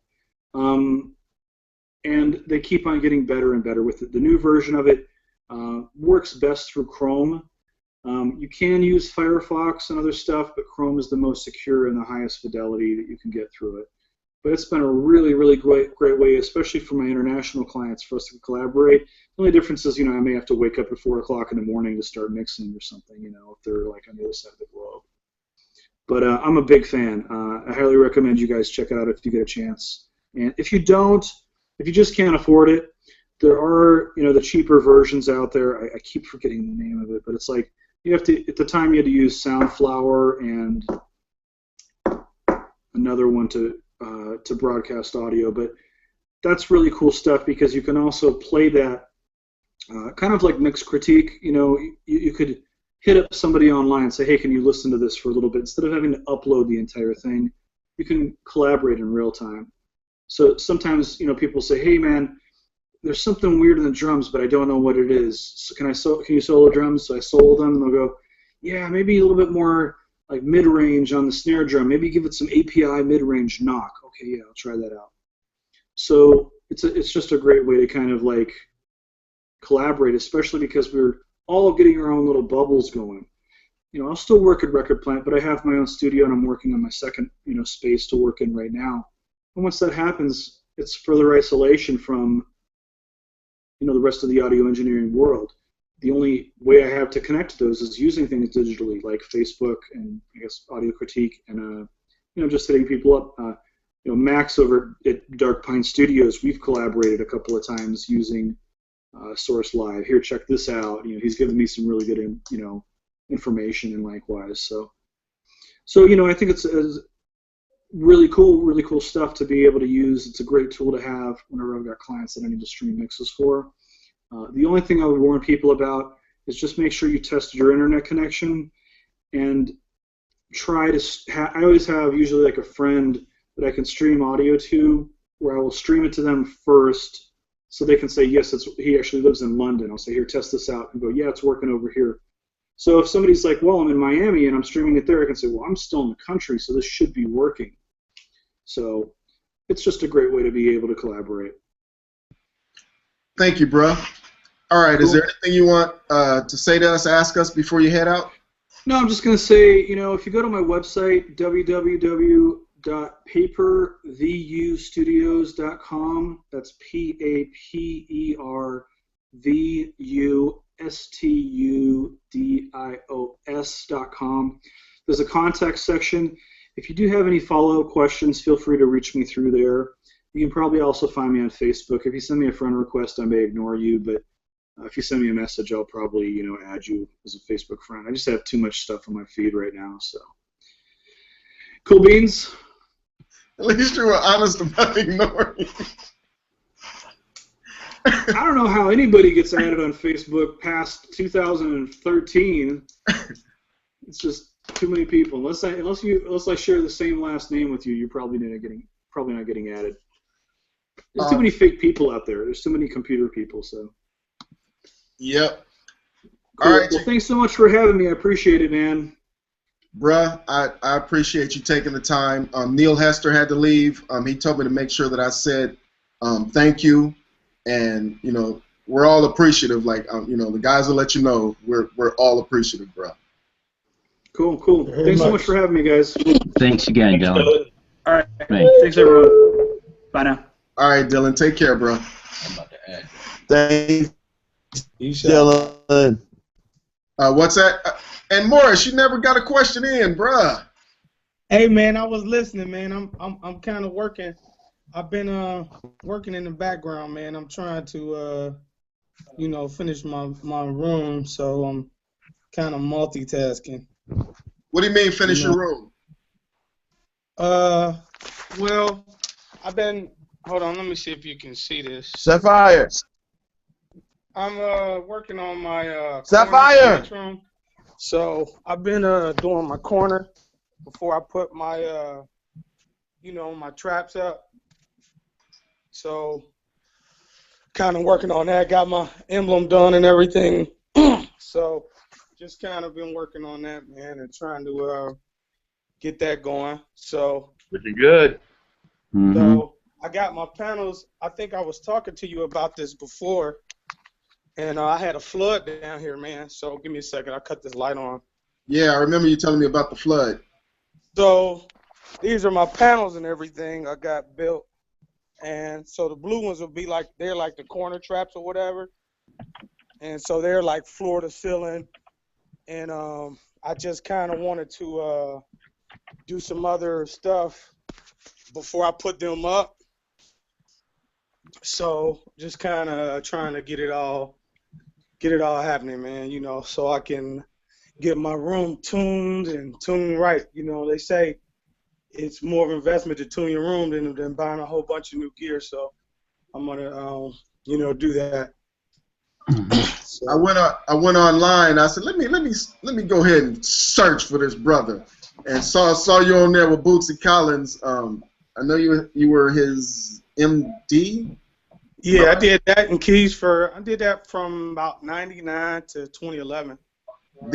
I'm working on a singer right now named Keisha Burns. I'm gonna have her sing a cappella and then have people add music to the a cappella. So I'll be finally hitting you up saying help. And she's a songwriter, bro. She sings well. That's what's up, man. And the focus for her is not whether she hits notes right or anything like that, or whether she sounds good. We're focusing on the emotion, like that she has to bring that emotion.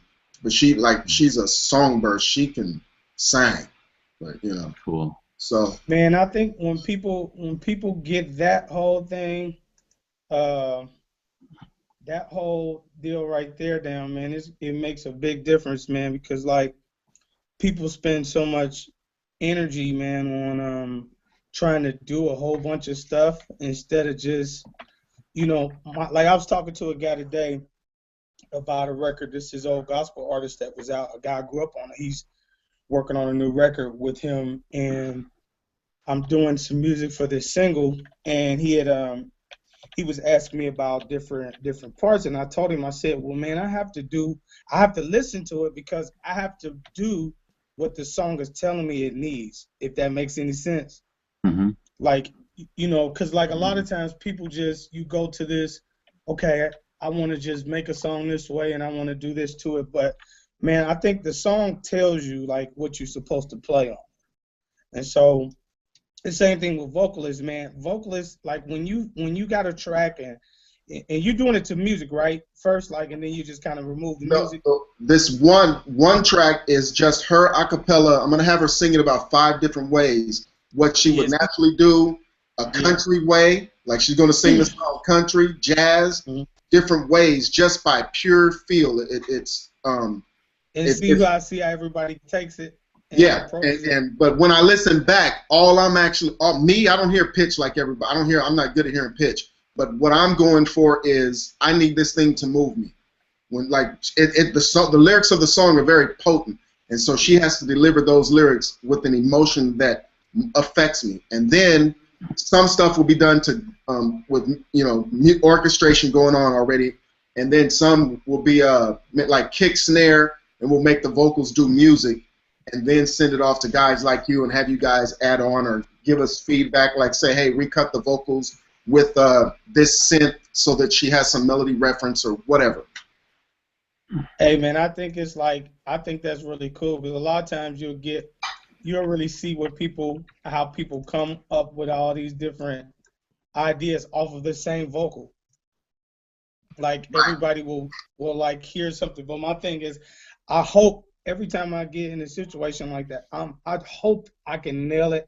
Like my biggest thing is to be able for somebody to say, man, that's exactly how I was hearing this song. Like, you know what I mean?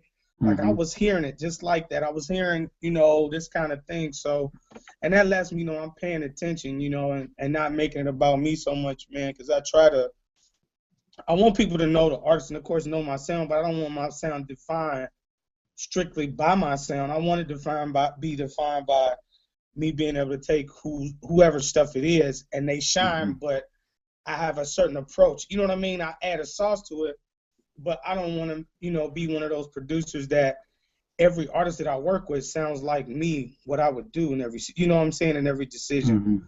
Because I think that's how you get, that's how a lot of music now is crazy, because everybody's trying to sound like the next person.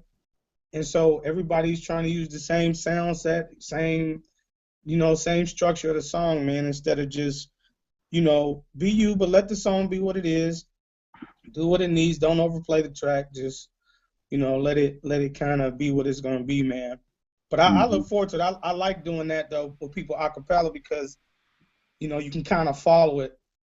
Like, okay, I want to try this here because they're doing this note. Maybe I play this chord against it, you know, and see if it works. And the main thing I'm learning, man, is, hey, when something ain't working, just say, okay, that was whack. Let me try something else, man. You watch it. Because that's the hardest thing, man. One of the hardest things, man, is for us is to be like, that does not work. You know what I'm saying? Like, that's not good. You know, and I think once you can get past that, you can handle when somebody else tells you it's not good. You know, if you search for the feelings hurt, man. Hey, man, I hear your mix, man, but I hate how that snare sounds. Man, what you mean, man? I spent an hour on this snare. So I learned, hey, man, you know, be on what's pretty. All right, bro. All right, man. All right, so you're on notice that I'm gonna be hitting you up for that. I'm gonna go ahead and close this hangout out. All right, bless you, man, and we'll get up soon, man. I'm gonna run so I can finish this up. All right, bro. Handle your business, right. DJ Kick. I'm glad you at least made it toward the end. Yep, I'm getting there. I'm getting there, bro. God bless, man. Yeah. And all right, Max. I'll catch you later. See what that is, baby. Everybody go to Pensado Students on Facebook. We have if you want to see old past hangouts or be notified that there's going to be hangouts, you can go to Pensado Students Hangouts on Facebook. If you're on Google Plus, you go to my email is maadhotep777@gmail.com. That's MAATHOTEP777@gmail.com. Add me to your circles. And when I do a hangout, I'll add you to my friend circle. When I do a hangout, you'll get a message. You guys can join these hangouts. You can ask questions. That's what I'm doing this for. What I'm going to start doing is I'll have people ask questions. We might have 30 people that want to get in, but only 10 people can be in a hangout at one time. So what I'm going to start doing is after people ask their question, I'm going to have them leave so another person can come in and ask a question, but do not come in and just sit there for 2-3 hours. I'll have to ask you to leave, reject you, whatever. So that's what's going on. We have some good hangouts coming up. See y'all later. See you later, Max.